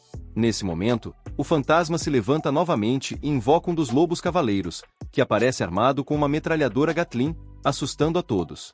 O lobo começa a disparar inúmeras balas em direção ao grupo, mas Liz, suspirando, comenta que, por causa de Tino, todos acham que ela é fraca também. Sem demonstrar preocupação, Liz utiliza sua velocidade insana para pegar todas as balas no ar e as empilha ao redor dela de forma organizada. Todos ficam completamente impressionados com o que acabaram de ver. Liz, no entanto, minimiza a situação, dizendo que armas tão antigas não significam nada para ela. Em seguida, ela se aproxima do lobo cavaleiro, dizendo que, com ou sem armadura, esses monstros não passam de mobs de XP que podem ser derrotados de qualquer jeito. Com um único ataque, Liz explode o monstro. Logo após, o fantasma tenta atacá-la com uma espada, mas Liz a segura com 2 dedos e comenta que espadas também não são úteis contra ela. Ela pode pegá-las, quebrá-las e até brincar com elas. Ela então se pergunta por que Tino não consegue fazer o mesmo, enquanto chuta o fantasma para o ar e o arremessa de volta ao chão com um soco. Subindo em cima do fantasma, ela o espanca até que o monstro perde toda sua escuridão, transformando-se finalmente em um verdadeiro fantasma. Tino começa a chorar, perturbada por todos os insultos. Cry, vendo isso, começa a se sentir mal por ela. Depois de Liz terminar de descarregar sua raiva no fantasma, Cry a recebe de volta no grupo. Com o perigo afastado, eles retornam à cidade. Lá, Gilbert decide entregar a espada de purgatório para o lendário Thousand Tricks e afirma que vai continuar treinando com seu antigo time. Ele declara que um dia será capaz de pegar balas como Liz, mas ninguém acredita nele. Tino comenta que, se ele realmente quer ser como Liz, deve saber que as máscaras que eles usam são especialmente feitas. Isso nos leva a um flashback de 6 anos atrás, quando Cry encomendou as máscaras para o grupo. No entanto, ele cometeu um erro e esqueceu de pedir ao fabricante para incluir buracos para os olhos nas máscaras. Todos acabaram aceitando as máscaras do jeito que estavam, pois pensaram que Cry tinha feito aquilo de propósito para protegê-los de ataques cegantes dos inimigos. Eles acreditaram que, se aprendessem a andar e lutar sem enxergar, ficariam ainda mais fortes. De volta ao presente, Cry parece estar procurando algo e comenta que não consegue encontrar de jeito nenhum. Ele sai para fora e só espera conseguir esquecer o que quer que estivesse procurando. Agora que uma crise foi evitada, vamos lembrar do tal slime Shitori que o Kai usou como distração. Esse treco foi criado por uma das amigas de infância dele, Shitori, que é nada menos que a melhor alquimista do mundo. Um dos experimentos malucos dela acabou gerando essa gosma, então ela decidiu que seria mais seguro dar para o Kai guardar. Na época, ele nem ligou para isso, já que parecia só um vidrinho de slime inofensivo. Mas quando ele foi abrir, Shitori quase surtou e mandou ele fechar na hora, avisando que aquilo poderia destruir a capital se fosse liberado. E, como você já deve imaginar, o Cry soltou o bendito. Agora, ele está em negação, rezando para o slime aparecer magicamente de volta no quarto dele. Mas até agora, nada. Desesperado, ele resolve sentar na cama e pensar racionalmente, bom, tanto quanto ele consegue, né? Quando abriu o frasco lá no covil do Lobo Branco, parecia que não tinha nada dentro. Desde que a Shitori deu para ele, aquele vidro estava trancado no cofre dele. A única explicação lógica é que o frasco sempre esteve vazio, então não há com o que se preocupar. Pelo menos é o que ele quer acreditar. Enquanto isso, lá no covil do Lobo Branco, a associação mandou uma equipe de investigação porque tem alguma coisa muito esquisita rolando por lá, e eles precisam descobrir o que é. De volta ao Cry, ele está tão preocupado com o slime que mal conseguiu dormir à noite. Enquanto anda pelos corredores, ele acaba esbarrando na Eva, que avisa que o Gar quer que ele faça um relatório detalhado sobre o que aconteceu no covil do Lobo Branco. O Cry não está nem um pouco afim de fazer relatório, então pergunta se a Tino não pode fazer isso por ele, já que tecnicamente ela foi a líder da missão. A Eva até queria pedir para Tino, mas ela está ocupada treinando com a Liz, e Eva, esperta que só, não vai querer se meter por lá agora. Mudando de assunto, o Cry pergunta para Eva se ela ouviu falar de algum acontecimento estranho na capital ultimamente. Mas ela nem faz ideia do que ele está falando, já que as coisas têm estado bem tranquilas. O Cry diz que tudo bem se nada aconteceu, porque na verdade ele espera que continue tudo calmo. Mas agora que ele tocou no assunto, a Eva decide que vai dedicar todos os recursos para investigar e achar qualquer anomalia. O Cry tenta fazer ela desistir, afinal, a última coisa que ele quer é que ela descubra que Cry perdeu o slime da Shitori. Para escapar dessa conversa com a Eva, diz que vai dar uma olhadinha na Tino lá no salão de treinamento. Assim que ele sai, a Eva fica refletindo sobre todos esses anos trabalhando com o Cry.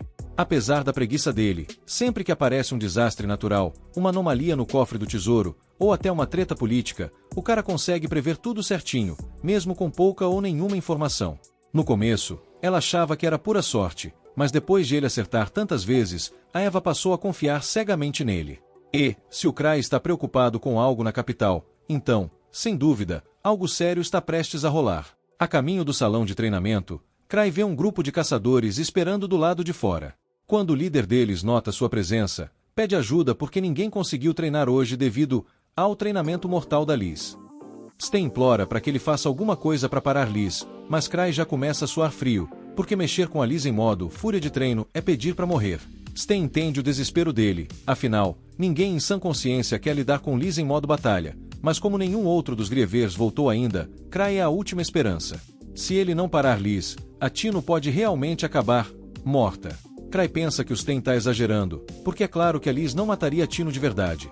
Mas, ao abrir a porta, ele vê Tino estatelada no chão, enquanto a Liz está a um passo de acabar com a pobre coitada, furiosa por ela estar tão fraca.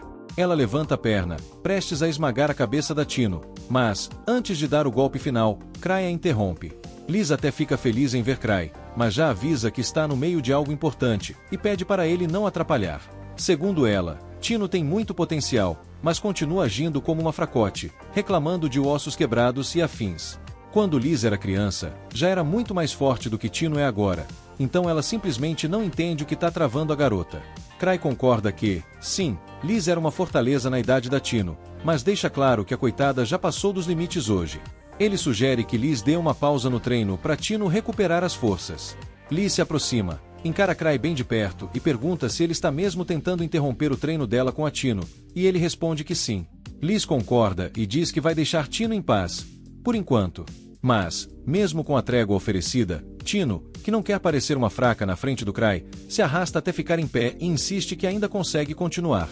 A essa altura, não tem mais nada que o pobre Cry possa fazer para conter a tempestade que é Liz em modo treino, então ele só suspira, tranca a porta e avisa aos Sen e aos outros que hoje o salão de treino está fora de serviço. Sen, resignado, aceita a realidade, pensando que pelo menos Tino vai acabar ficando mais forte com isso. Com isso resolvido, Cry já está pronto para dar o fora, mas antes de sair, Sen o puxa e menciona que a Rota do Norte está infestada de fantasmas. Um grupo da Ordem dos Cavaleiros foi enviado para investigar, mas, como esperado, os pobres coitados foram aniquilados. Cry se lembra de ter ouvido algo sobre viajantes sendo atacados por fantasmas perto do covil do Lobo Branco e, pensando bem, tem algo muito estranho nisso tudo, provavelmente o motivo de Gar querer falar com ele. Mas, como ele detesta ter que trabalhar, começa a desejar que Ark estivesse lá para cuidar disso. Ark é inteligente, forte, e as pessoas confiam nele, tanto como líder quanto como lutador. Cry tem certeza de que ele resolveria tudo rapidinho assim que voltasse. Enquanto isso, a única missão do Cry é ganhar o máximo de tempo possível para não ser designado para essa encrenca. Sen observa a expressão tranquila do Cry e acha que ele já está bolando um plano genial para resolver o problema. Mas, na real, Cry só está pensando em mandar o próprio Sen falar com Gar, torcendo para que ele assuma a missão. Com a maior calma do mundo, Cry sugere que Sen passe no escritório do Gar para pegar uma missão, já que hoje ele não pode treinar. Ele também pede que Sen diga ao Gar que o Cry está super ocupado para ir a uma reunião. Depois de dar essa sugestão, Cry se manda rapidinho, enquanto Sen fica tentando entender o que se passa na cabeça dele. O novato não vê nada demais no Cry, achando que ele é só um líder que deixa os subordinados fazerem todo o trabalho pesado. Sen, então, explica para o novato que Cry sempre foi assim, mas o importante é que ele trabalha nos bastidores para manter o clã funcionando. E ainda acrescenta, nunca subestime o Cry, aquele cara vira um monstro quando realmente precisa. Enquanto isso, Gar recebe um relatório informando que as linhas Li próximas ao covil do Lobo Branco estão exatamente do mesmo jeito. Ou seja, não ajudou em nada a descobrir o que está causando tanto problema naquela área. Ele quer discutir isso com o Cry, mas seu assistente informa que o senhor super ocupado aparentemente não tem tempo para ele. Gar então decide fazer uma visitinha pessoal ao Cry, porque ele está convencido de que Cry sabe de algo. Afinal, todo mundo sabe que o Cry evita Vaults como o diabo foge da cruz, mas recentemente, ele afirmou que ia até o Vault para ver como andam as coisas. Então, com certeza, tem alguma coisa grande rolando lá. O que o Cry não sabe é que, realmente, o negócio lá no Vault está bem louco. A Torre Akáshica anda realizando experimentos bizarros no local, mas, como a associação anda desconfiada, a equipe da torre está com medo de que o esquema seja descoberto a qualquer momento. Eles desenvolveram um dispositivo que canaliza a enorme energia das linhas Li e armazena Li, fazendo modificações no Vault. Se a teoria do Grande Mago estiver certa, com isso eles poderão criar Vaults de tesouros quando bem entenderem. Só que o experimento ainda está longe de ficar pronto, então ele não pode arriscar perder o laboratório para a associação. Os seguidores do Grande Mago perguntam por que Sophie Black, a chefe da defesa do local, não está ali para proteger o laboratório. O Grande Mago suspira e admite que foi ele quem autorizou as férias dela. Mas, para remediar, já mandou uma mensagem urgente pedindo para Sophie voltar, então ela deve aparecer a qualquer momento. Ele tem certeza de que, assim que Sophie chegar, ela vai lidar com o pessoal da associação enxerido. Enquanto isso, ele pede que todos recolham o máximo de informações possível. Enquanto isso, o Cry tem um pesadelo sobre uma catástrofe causada pelo slime do Shore. Ele acorda em pânico, sem fazer ideia de quão perigosa aquela coisa realmente é. Só que seu pânico acaba acordando a Liz também. Meio atordoado, Cry se pergunta o que ela tá fazendo ali, mas logo lembra que ela se infiltra no quarto dele o tempo todo, então é só mais uma noite normal. Já que estão acordados, Liz pergunta se Cry tá ocupado hoje, porque ela queria sair com ele. Ele, um pouco confuso, achava que ela tinha planos de treinar Tino. Liz responde que decidiu dar uma folga para Tino, afinal, depois de tanta porrada, Tino precisa de um tempinho para se recuperar. Como nem Cry nem Liz têm muito o que fazer hoje, ele decide que não tem problema em sair com ela, e ainda aproveita para esquecer o pesadelo que teve. Enquanto isso, Gar finalmente aparece na sede, procurando Cry, e a recepcionista fica chocada de ver que ele veio pessoalmente. Mas Gar tá cansado de Cry ficar escapando de qualquer jeito, então ele decidiu vir em pessoa resolver isso. Neste momento, Cry e Liz descem as escadas, mas Liz fica furiosa ao ver Gar ali, porque ela não quer nada estragando o date com Cry. Gar, tentando manter a calma, pergunta para ela sobre o relatório do Vault do Palácio da Noite que ela tinha que entregar. Liz ignora a pergunta e já começa a alfinetar Gar, chamando ele de parasita do Cry por depender tanto dele. Gar, já de saco cheio, tenta manter a compostura, mas quando Liz joga um chute na direção dele, é a gota d'água. Ele arregaça as mangas, pronto para dar uma lição nela. Enquanto os dois começam a se encarar, Cry percebe que definitivamente não quer estar ali. Então, disfarçadamente, pergunta à assistente do Gar se ela quer subir para conversarem num lugar mais tranquilo. Durante o bate-papo, a assistente atualiza Cry sobre os resultados da missão de reconhecimento, e Cry até tenta parecer interessado. Ele finge estar aliviado em saber que as linhas mágicas estão normais, mas na verdade está bem mais preocupado com outra coisa. A assistente, curiosa, pergunta qual é essa outra coisa que ele está falando. Cry, claro, não vai contar que soltou um slime que pode destruir o país, então diz que a situação ainda é confidencial. Ele comenta que gostaria de investigar mais, mas está muito ocupado hoje, então sugere que talvez ela deva mandar outra pessoa para cuidar disso. Afinal, ele nunca conseguiu cumprir uma missão de verdade sozinho. Enquanto isso, lá embaixo, Gar e Liz ainda estão trocando golpes. Apesar de Gar ser bem mais forte, Liz é muito mais rápida e consegue desviar de tudo que ele joga nela. Ela começa a zoar o Gar, dizendo que ele deixou o corpo enferrujar por passar tanto tempo atrás de uma mesa. Isso só deixa Gar ainda mais bravo, e ele decide jogar tudo que tem contra ela. Gar, afinal de contas, já foi um caçador de nível 7 de primeira classe antes de se aposentar, então ainda tem força de sobra para sustentar esse título. Mas antes que eles destruam o prédio todo, Cry grita para os dois pararem de brigar. Gar ainda tá bufando de raiva, mas Liz já se esquece da briga e vai direto pro lado do Cry, como se nada tivesse acontecido. Cry e Liz saem para o date. Enquanto caminham, Liz comenta que Gar realmente se descuidou nos últimos anos. Cry acha que é meio injusto chamá-lo de fraco, já que Liz ainda treina frequentemente porque está nativa, enquanto Gar passa a maior parte do tempo atolado em burocracia. Mas Liz insiste, dizendo que, no estado atual, Gar não conseguiria passar pelo Vault da parada noturna nem se tentasse. Curioso, Cry pergunta se os monstros lá dentro são realmente tão poderosos assim. Ele ainda comenta que adoraria que o pessoal da guilda voltasse logo, já que qualquer ajuda para lidar com a confusão do slime seria muito bem-vinda. De repente, Liz empurra sua bolsa nas mãos de Cry e sai correndo em direção a um cara aleatório no meio da rua. Confuso, Cry pergunta o que ela está fazendo, e Liz responde que o sujeito estava encarando eles de um jeito muito suspeito. Cry, completamente sem entender, fala que isso não é motivo suficiente para dar uma voadora no cara e manda ela soltá-lo. Ele se aproxima e pergunta ao cara se ele tá bem, mas o sujeito simplesmente sai correndo como se tivesse visto um fantasma. Cry fica sem entender nada, enquanto Liz, perplexa, pergunta por que ele deixaria um cara tão suspeito escapar assim. Mas, depois de pensar um pouco, ela conclui que Cry deve estar tramando algo genial e só fingiu deixar o sujeito ir de propósito. Arrependida, Liz pede desculpas por agir sem perguntar antes.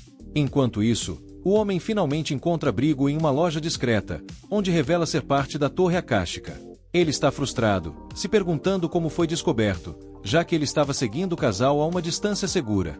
Mas o fato de Cry ter deixado ele escapar deixa o espião convencido de que Cry já sabe tudo sobre a operação deles.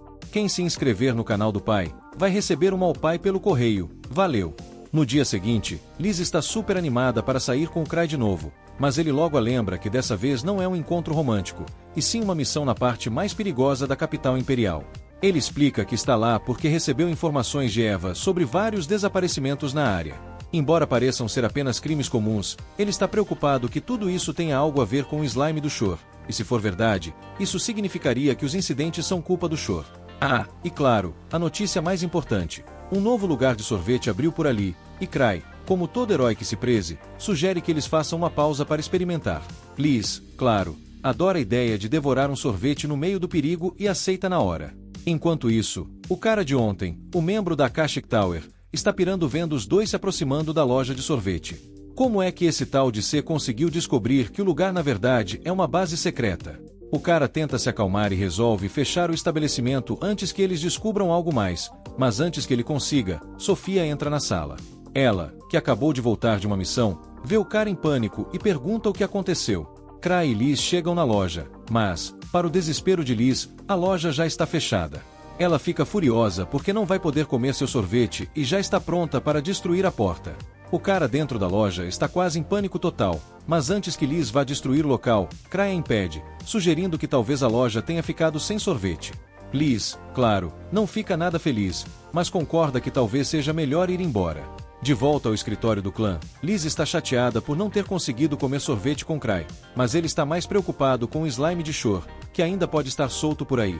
Ele vira para Liz e pergunta quando Shitori vai voltar do vault do Palácio da Noite, porque ele tem algo sério para discutir com ela. E aí, o que será que ele tem para falar? Liz oferece ajuda a Cry, mas ele está se referindo a informações sobre uma criatura mágica específica. Aí, Liz pensa que pode ajudar, mas, bem, quem diria que Cry está realmente interessado em algo tão específico, né?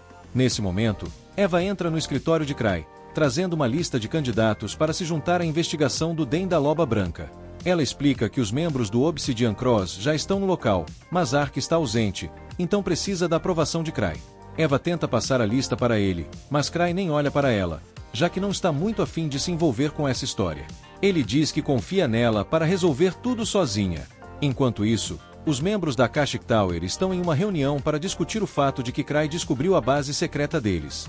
O lugar estava super disfarçado em um canto decadente da cidade, mas Cry conseguiu encontrar tão facilmente que eles acham que ele fez isso de propósito, apenas para mostrar que está vários passos à frente. Eles não sabem o que ele pretende, então estão em pânico, sem saber como reagir. O líder então vira para Sofia e pergunta se ela tem alguma boa ideia. Ela, super calma, sugere que eles declarem guerra ao clã de Cry.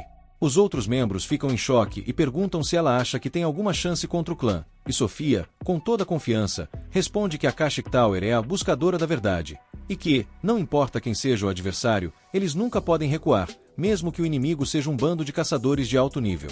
Ela vê isso como a oportunidade perfeita para testar sua nova defesa. E, se conseguirem destruir o time de Cry, não terá ninguém mais para enfrentá-los.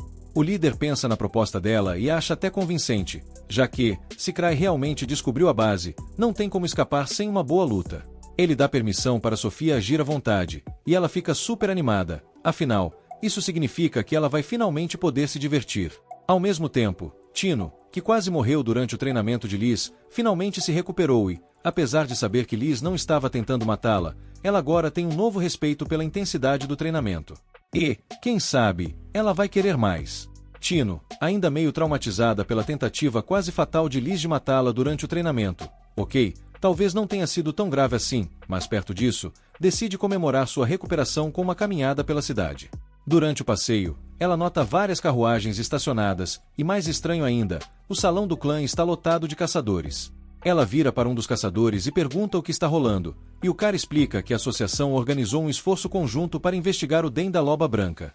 Tino, achando que isso tudo é um exagero, ainda assim pergunta o motivo de tantos caçadores, e o cara explica que Cry inicialmente queria enviar Ark, que é um dos caçadores de nível 7 mais fortes do mundo.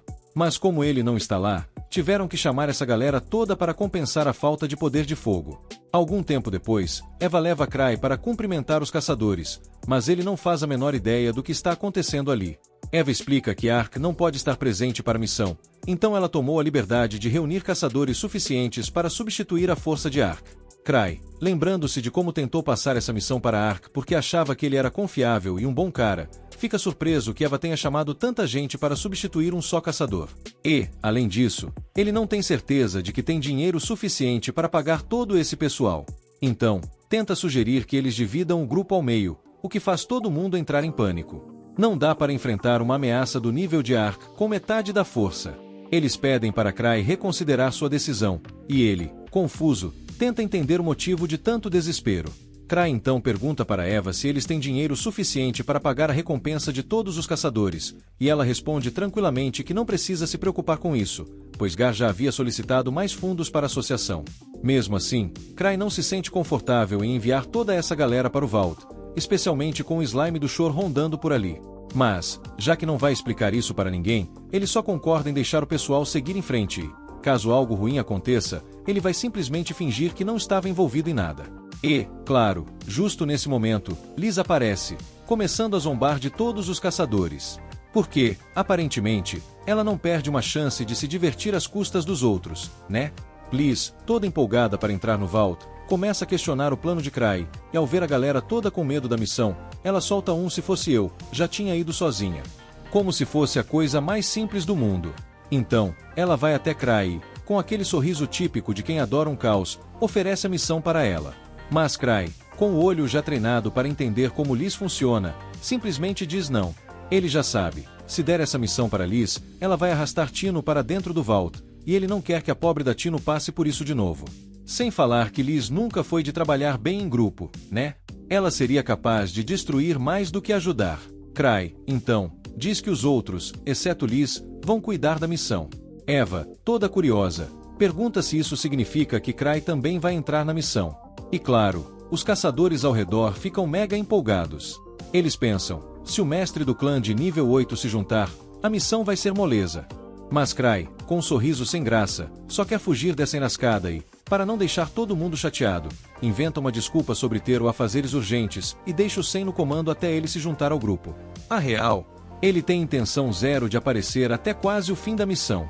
Só vai dar o ar da graça quando tudo já estiver quase resolvido. Enquanto isso, no Den da Loba Branca, Sen e o pessoal do Obsidian Cross estão meio decepcionados com o que encontram. A dificuldade do Vault não é lá essas coisas, não. Os monstros podem ter um nível de poder mais alto, mas ainda estão longe de ser uma ameaça real. Eles começam a se perguntar por que foram enviados para esse lugar. De volta à associação, todo mundo já está se preparando para partir. E Liz, claro, continua pedindo para ir com Cry. Ele, no entanto, permanece firme na sua decisão, apesar de saber que, se deixá-la sozinha, ela vai acabar indo de qualquer jeito. Então, para evitar o pior, ele inventa uma missão separada para ela. E, por algum milagre, isso parece deixá-la um pouco mais feliz. Antes de saírem, o capitão temporário se aproxima de Cry e pede um conselho. Cry pensa por um segundo e, com aquele ar sério, diz: se encontrar algo que pareça um slime, trate com extrema cautela. O capitão, um pouco confuso, não acha que vai encontrar um slime por lá, mas promete que vai manter o conselho em mente. Enquanto isso, na base da Akashic Tower, Magus está uma fera. Ele não consegue acreditar que a associação está indo atrás dele com essa força toda. Mas se eles acham que podem impedir o seu Monon, bem, ele tem uma surpresa preparada para eles. Enquanto Magus está ali, furioso e pronto para esmagar a associação com todo o seu poder, seus membros estão bem preocupados. Afinal, os inimigos têm os Grievinsus ao lado deles, o que é uma ameaça e tanto. Mas Sofia, com aquela confiança de quem já tem tudo sob controle, tranquiliza o pessoal. Ela revela que o sistema de defesa da torre foi projetado justamente para repelir esse tipo de ataque, e não só isso. Atualmente, na capital, só existem 3 Grievinsus, e Liz, Shitori e Cry não são lá muito difíceis de lidar. Liz, por exemplo, é só criar umas medidas contra suas ataques físicos e pronto, ela está fora de combate.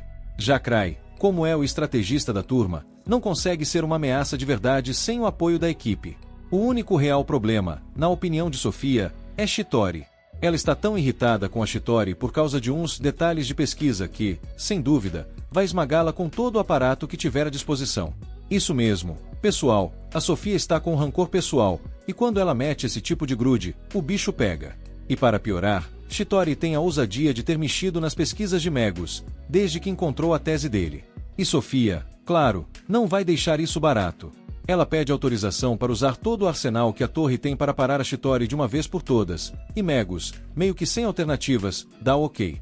Ele também diz que Flick e o resto do pessoal devem seguir as ordens de Sofia, e Flick, que não curte muito ela, faz uma cara de desgosto, mas é claro que ele obedece. Afinal, missão é missão, né? Enquanto isso, no Den da Loba Branca, a equipe começa a se perguntar se não estavam perdendo tempo, porque até agora não acharam nada de anormal. Eles já estavam começando a desconfiar que Cry os mandou para lá sem motivo nenhum. Sten, no entanto, tenta explicar que Cry sempre tem um bom motivo para suas ações, e não deve ser por acaso que eles estão ali. De repente, Stan recebe uma mensagem do tipo atenção, aviso sobre um slime, e ele leva isso a sério. Pensa, melhor prevenir do que remediar, e pede para Emrich acionar o apito de emergência.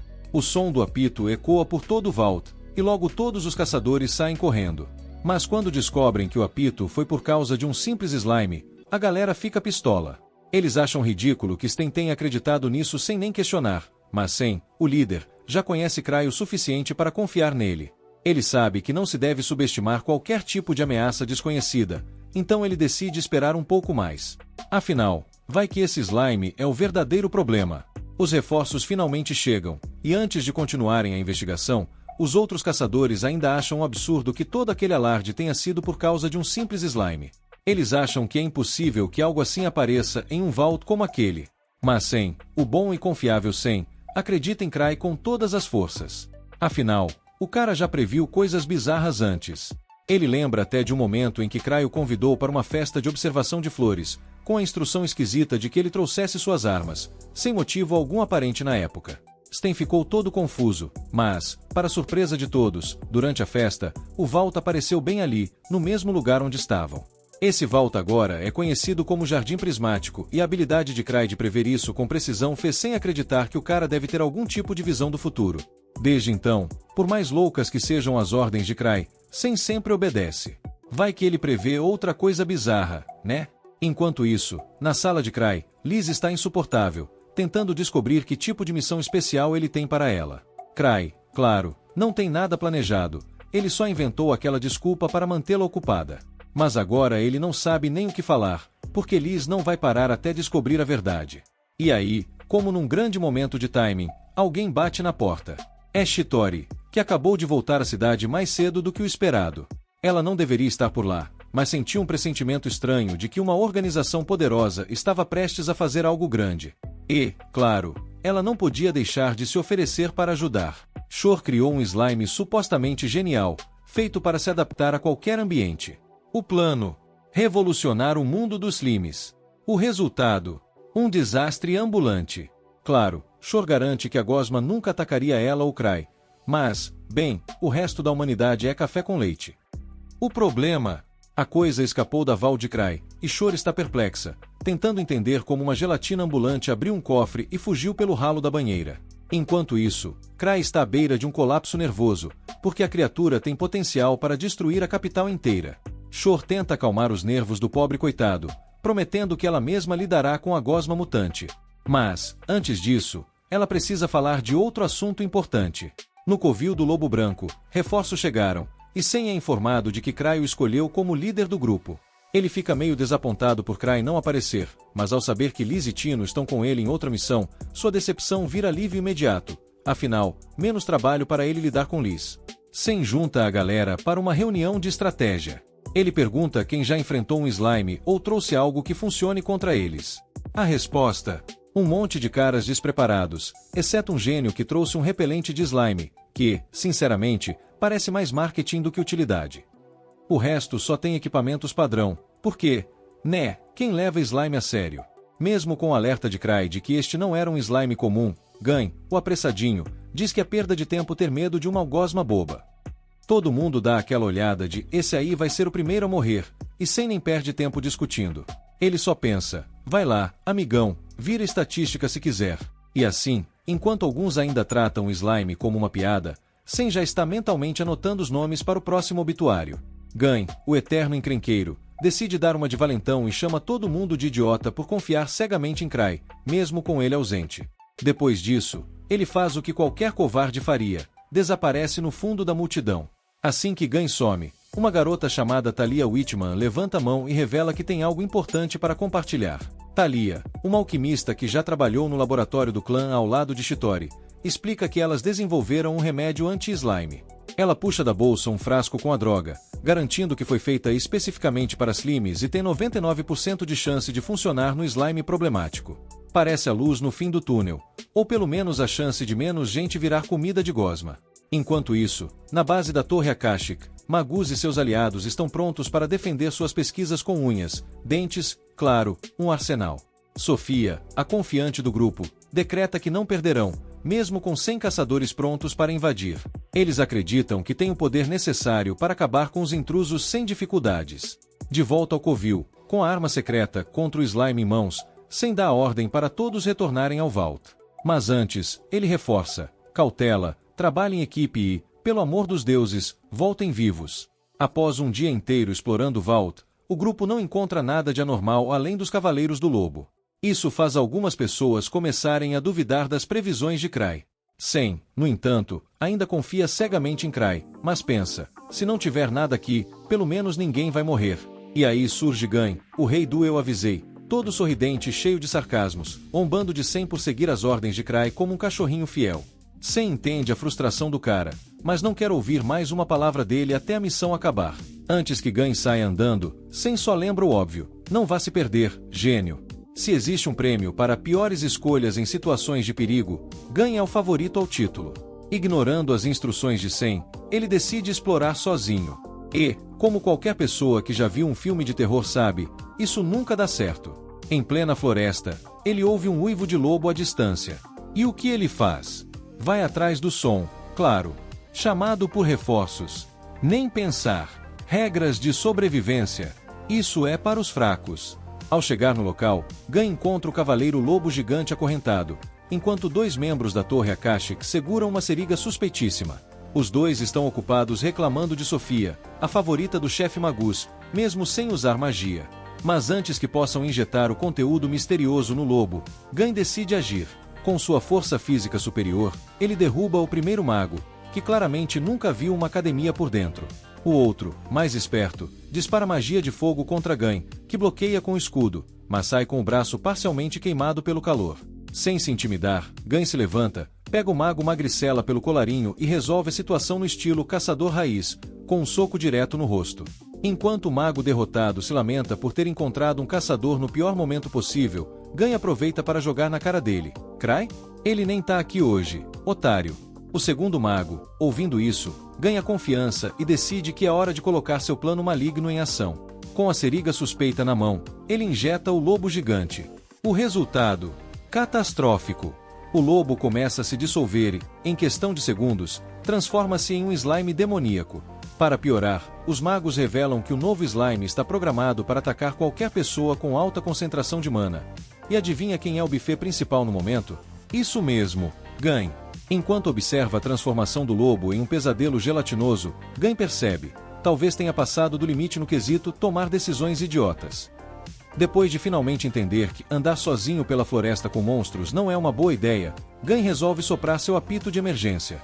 Lá no acampamento, Sem escuta o som mesmo estando bem longe e coloca todo mundo em alerta máximo, liderando a galera até a floresta. Ninguém sabe o que está rolando, mas eles estão prontos para qualquer coisa, ou pelo menos acham que estão. De repente, Gun aparece correndo da floresta como se tivesse visto o próprio fim dos tempos e grita: o Cry tava certo. O slime perigoso tá vindo. Momentos depois, o slime lobo emerge das sombras, e é um verdadeiro pesadelo ambulante. Thalia, a especialista em slimes, fica chocada.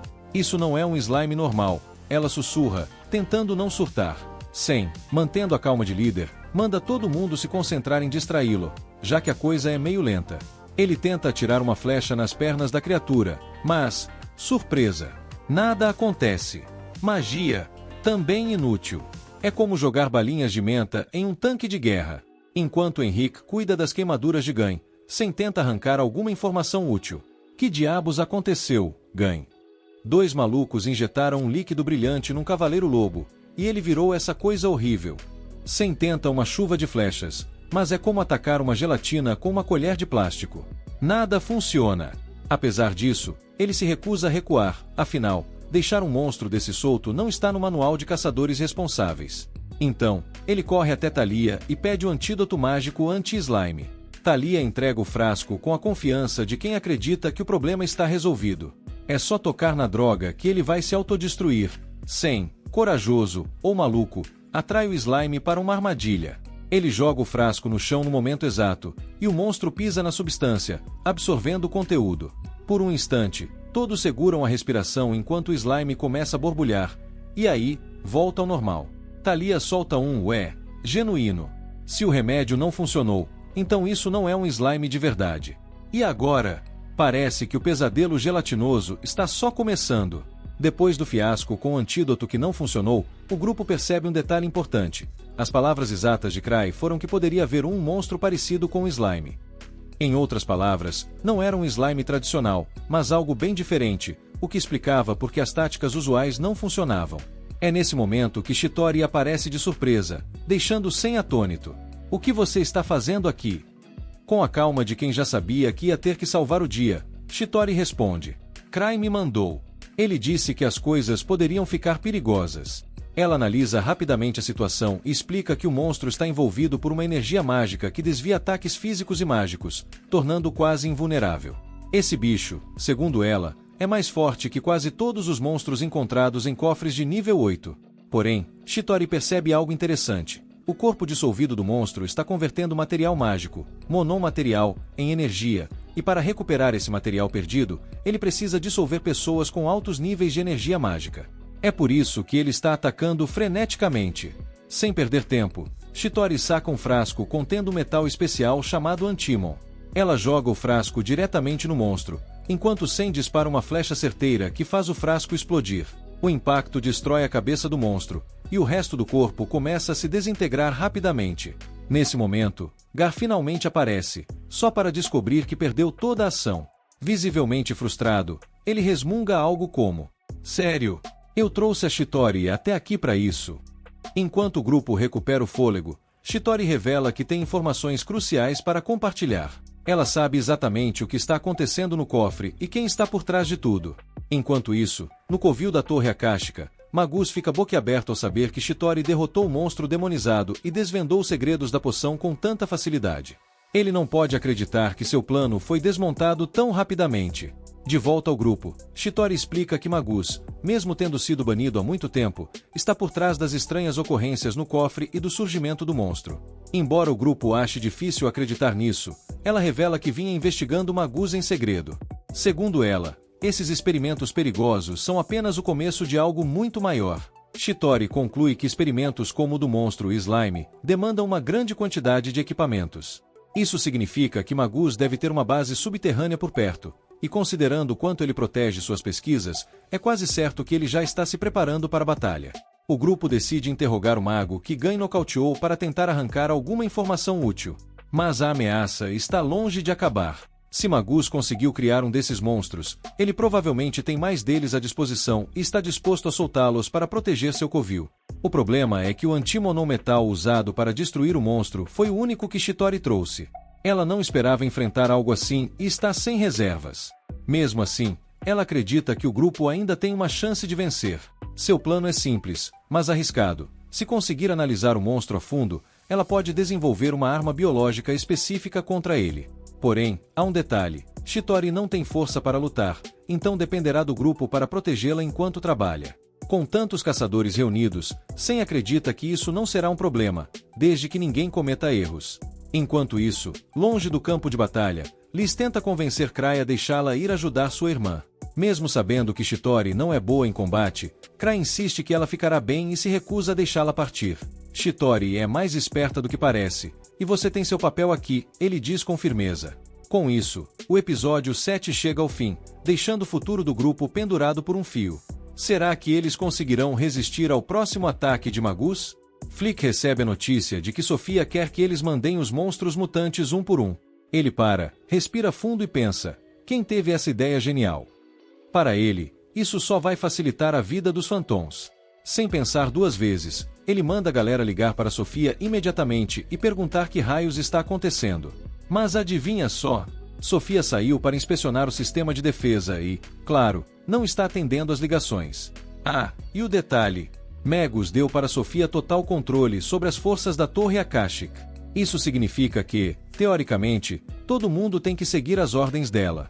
Mas Flick pensa: é o nosso último confronto contra a associação. Não podemos perder só porque alguém teve um momento de gênio invertido. Então ele toma uma decisão revolucionária. Ignora as ordens de Sofia e manda todos os monstros de uma vez. Porque, sério, o que de pior poderia acontecer? Enquanto isso, no acampamento da associação, 2 membros capturados estão sendo interrogados pela Chittori. Ela começa diplomática, quase com um sorriso no rosto, perguntando gentilmente onde está o chefe deles para que possam acabar logo com essa história. Mas os caras estão firmes na missão e se recusam a abrir o bico. Chitore já sabia que essa galera não ia facilitar, então tirou da manga sua arma secreta, uma poção daquelas que faz qualquer um virar um papagaio falante. Mas, antes que ela force os prisioneiros a beberem, os oficiais presentes interrompem o show. Peraí, Chitore, isso aí é claramente uma poção de lavagem cerebral. Algo que, só para deixar claro, pode apagar memórias, transformar gente em escravos obedientes e até descer mal com pão. Obviamente, foi proibida há anos atrás. Gar entra na conversa, com aquele tom sou a voz da razão, e diz que entende a pressa da Chitore, mas lembra que a associação não é uma organização criminosa. Ou seja, nada de crimes de guerra, moça. Ela se desculpa, alegando que foi um mal-entendido, mas agora está com um baita problema. Só de ter a poção nas mãos, ela pode acabar sendo acusada de algo bem grave. Então, com uma atitude digna de drama, ela decide beber a poção. Assim, ninguém tem provas de nada. Todos ficam boquiabertos. Sério, Chitore. Mas ela é toda confiante e solta um: relaxem, galera. Sou imune a poções. Tô de boa. Só que, antes que a tensão baixe, vem mais problema. O inimigo decidiu agir. Outro daqueles monstros de gosma gigante está vindo na direção deles, e Sen, já cansado da vida, olha e pergunta: mais um? Sério? Sen, já suando frio, pergunta a Chitore: tá, e agora? O que a gente faz com esse treco? Chitore, com a calma de quem resolve Sudoku no nível insano, diz: olha, esse monstro pode ter qualquer barreira mágica aleatória, então precisamos descobrir o elemento certo para acabar com ele. E, claro, quem ela escolhe para o teste suicida? O pessoal dos escudos. Ela ordena que fiquem na frente, aguentem as pancadas do monstro e identifiquem a força da barreira. Mas, como não é tão maluca, dá uma dica: se o monstro encostar no escudo, larguem na hora, senão adeus vida. L, o infeliz escolhido, dá aquela respirada profunda tipo tá, vamos lá, é só um trabalho, né? Ele se posiciona e segue as ordens. No instante em que o monstro encosta no escudo, pum! Lá se vai o escudo, um pedaço decente do braço dele, e a dignidade do time. Chitore então manda os magos lançarem ataques mágicos para tentar desacelerar o monstro. Vários projéteis de fogo voam em direção ao bicho, só para serem rebatidos como se estivessem jogando ping-pong mágico. Ela observa a cena e conclui: beleza, a barreira dele deve ser giratória e joga tudo para longe no primeiro toque. Com isso, ela decreta que os lutadores corpo a corpo estão oficialmente inúteis. Nem mesmo Gar, que é basicamente um tanque ambulante, pode fazer algo contra isso. Ele, frustrado, pergunta: e se a gente só recuar e esperar essa coisa ficar sem mana? Chitore revira os olhos: Gar, querido, se fosse tão fácil, você já teria resolvido sozinho. Esse monstro tem mana de sobra para destruir tudo por mais uma hora. Fácil. Então, Chitore propõe um plano ousado. A única chance é concentrar um ataque fortíssimo na barreira dele. O problema? Nenhum dos magos ali tem potência para isso. Antes que possam se desesperar mais, surge outro monstro de gosma gigante. Agora, os membros da associação já estão entrando em pânico. 2 monstros ao mesmo tempo. É muito para o coração deles. Mas Chitore, com um sorriso malicioso, diz: calma, pessoal. Vamos dar uns passos para trás e assistir a Torre Akashic se auto-sabotar. E, como previsto, a situação toma um rumo inesperado. O monstro vermelho perde o interesse nos caçadores e decide brigar com o monstro azul. De repente, os dois começam um boxe de gosmas mutantes. Gar, perplexo, pergunta: o que está acontecendo? Isso é tipo monstro versus monstro? Chitore, com o ar de quem já sabia de tudo, explica: Gar, esses monstros só atacam caçadores porque precisam do nosso material mágico para se reabastecer. Agora que eles têm outro monstro feito 100% de mana pura bem na frente deles, é óbvio que vão preferir brigar entre si. Enquanto a turma da Torre Akashic achava que lançar todos os monstros de uma vez era um plano genial, eles basicamente só abriram o UFC da Gosma Mutante. Enquanto as Gosmas Mutantes travam o equivalente a uma briga de bar mágico, Magus convoca uma reunião na Torre Akashic. Ele começa com aquele tom de chefe exasperado: olha, eu tenho certeza de que deixei bem claro que as ordens da Sofia eram para ser seguidas sem discussão.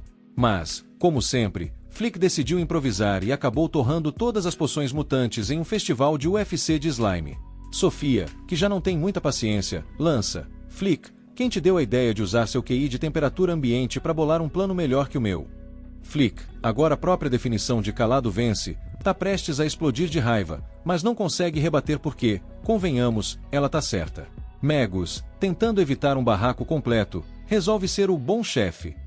Ele suspira. Tá, Flick, tudo bem. Todo mundo erra, né?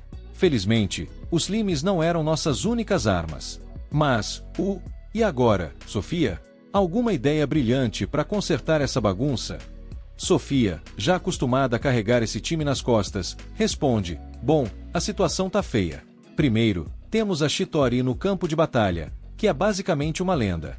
E agora o Gar, ex-caçador nível 7, tá com ela. Sim, ele tá aposentado há um século, mas ainda é um tanque ambulante. Ela continua, lançando farpas, e para piorar, perdemos os limes graças a um certo gênio aqui. E 2 dos nossos membros foram capturados. A Chitauri deve arrancar as informações deles rapidinho, nem que seja só com conversa fiada. Flick, indignado, grita: eles são leais.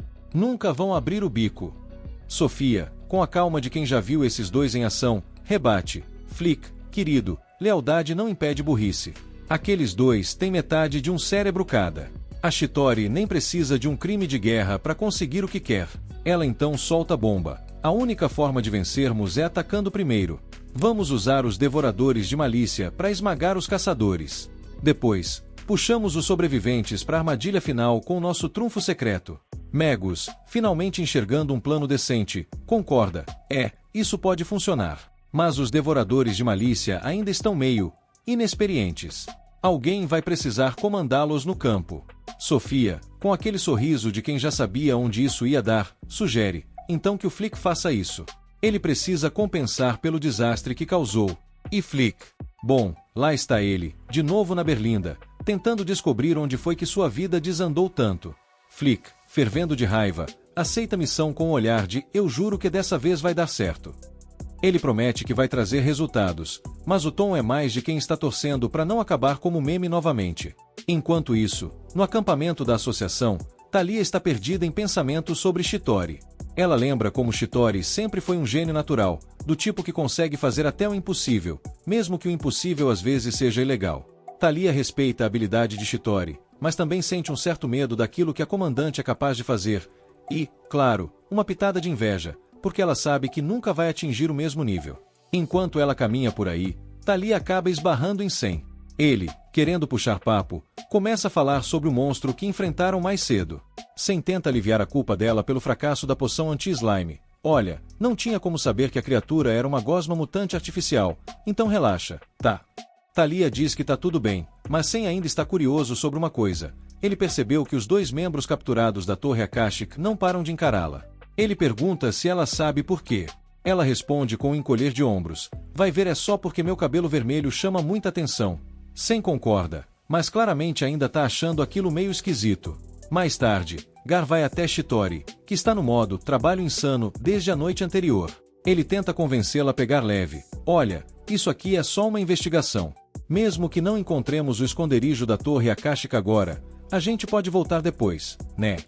Antes mesmo de Gar terminar sua frase, Chitauri solta: já descobri a localização geral da torre. Uma reunião é convocada, e Chitauri explica sua dedução brilhante. Usando o posicionamento das linhas mágicas e os locais onde os monstros slime apareceram, ela concluiu que a base da Torre Akashic deve estar ali, perto dos penhascos. Ela então se vira para os prisioneiros e pergunta se está certa. Bem, esses 2 seriam péssimos no pôquer, porque entram em pânico na hora, gritando que ela está totalmente errada. O que, é claro, só confirma que ela acertou em cheio. Agora que sabem onde está a base, Chitauri sugere que ataquem antes que os membros da Torre Akashic tenham chance de escapar. Os prisioneiros começam a gritar como loucos. Enquanto os prisioneiros gritam desesperados, Sofia está na correria para sair da base antes que os caçadores cheguem. Só que, no acampamento da investigação, ninguém nunca ouviu falar dela antes, o que deixa todos curiosos. Chitauri então faz questão de explicar com muito gosto: Sofia é basicamente minha arqui-inimiga. Ela continua dizendo que, por mais que tenha tentado capturá-la, Sofia sempre escapou como uma ninja com PhD. Chitore admite, com uma cara de quem está mordendo limão, que Sofia é uma alquimista brilhante, o tipo de pessoa que, se continuar trabalhando com Magus, vai fazer aquele tipo de pesquisa que ninguém quer ver acontecendo. Os dois prisioneiros aproveitam a deixa para dizer que Sofia é tão habilidosa que Chitore, com seu nível 2 de fracasso, não tem a menor chance contra ela. Chitore não nega, mas deixa claro que é justamente por ser um fracasso que ela está determinada a corrigir seus erros passados e mandar Sofia para trás das grades. Enquanto isso, na floresta, Craig, Liz e Tino estão em direção à toca do Lobo Branco. Liz finalmente conseguiu convencer Craig a se juntar à missão, mas está quase o empurrando para ele andar mais rápido. Se não apressarmos o passo, Chitore vai acabar morta. Craig, no entanto, está mais preocupado com a própria vida. Olha, minha querida, eu nem tive tempo de carregar minhas relíquias. Estou sem anéis de proteção, e se eu tomar um golpe, já era. Ele segue no escuro, tropeçando em cada raiz, enquanto Tino tenta aproveitar a oportunidade para segurar a mão dele. Mas Liz bloqueia o movimento com uma rapidez que faria até um ninja ficar impressionado. Só eu toco no Craig. De volta ao grupo da investigação, Chitore informa Gun que Craig disse que não ia conseguir ajudar. Gun fica desapontado, já que estava ansioso para finalmente conhecer o lendário Craig. Chitore, no entanto, aproveita para elevar ainda mais o hype. Craig é praticamente o melhor caçador do mundo. Eu não ficaria surpresa se ele chegasse ao nível 10 algum dia. É aí que um trovão estrondoso interrompe a conversa, e um raio cai do nada direto no grupo de Chitore. O responsável, nada menos que Flick, que está tão orgulhoso do ataque que desce do seu ponto estratégico de vantagem só para se gabar. Haha, eu sou o maior. Flick está lá, orgulhosíssimo, olhando para os corpos caídos dos caçadores e se achando o rei da estratégia. Mas, adivinha? A decisão de descer para se exibir foi tão genial quanto tentar apagar fogo com gasolina. Chitore está de pé, totalmente ilesa, olhando para ele com a mesma cara de quem acabou de ouvir uma piada ruim. Ela comenta, meio incrédula, sério que alguém da torre seria tão burro de usar uma magia diária quando tem reféns por perto? Pois é, subestimei a burrice de vocês. Flick, por outro lado, está em negação total. Como assim você ainda está de pé? Esse é o meu ataque especial. Chitore apenas revira os olhos e explica que, como caçadora de monstros ao lado do grupo Grievensus, ela lida com ataques desse nível regularmente. Então, claro, ela tem contramedidas prontas. Sem perder tempo, Chitore puxa a peça secreta do arsenal, uma arma de cura. Sim, é isso mesmo que você leu. Ela dá um tiro em 100, que levanta renovado e vai para cima de Flick com tudo. E adivinha? Flick é nocauteado em segundos. Mas aí o verdadeiro problema aparece. Uma malícia a ter. O monstro dá um có no 100 como se estivesse jogando videogame, mas, antes que ele possa terminar o serviço, Gar surge como um herói de filme de ação e derrota a criatura com um único golpe. Bah! Enquanto isso, na base da Akashic Tower, a notícia chega aos ouvidos de Magus. E, meu amigo, ele está vendo vermelho de tanta raiva.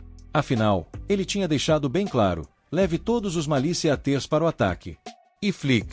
Bem, Flick resolveu que um só era o suficiente. Magus, com a paciência de um professor frustrado, solta. Sabe, eu já imaginava que Flick seria uma decepção. Mas ele conseguiu superar até as expectativas dos pais dele. Os outros membros da torre insistem para que Magus fuja, afinal, ele é o cérebro da operação, e suas pesquisas são valiosíssimas. Mas Magus, em um momento dramático, declara, eu não vou a lugar nenhum. Ainda temos a nossa arma secreta, a caixa. E, como líder, é meu dever lutar até o fim. Enquanto isso, a equipe de investigação finalmente chega à entrada da caverna que esconde a base da Akashic Tower. A estratégia? Simples, invadir antes que os vilões tenham chance de atacar. Chitore e Stran estão prontos para a ação, contando com Gar para abrir o caminho. Não vá embora antes de se inscrever em filhote.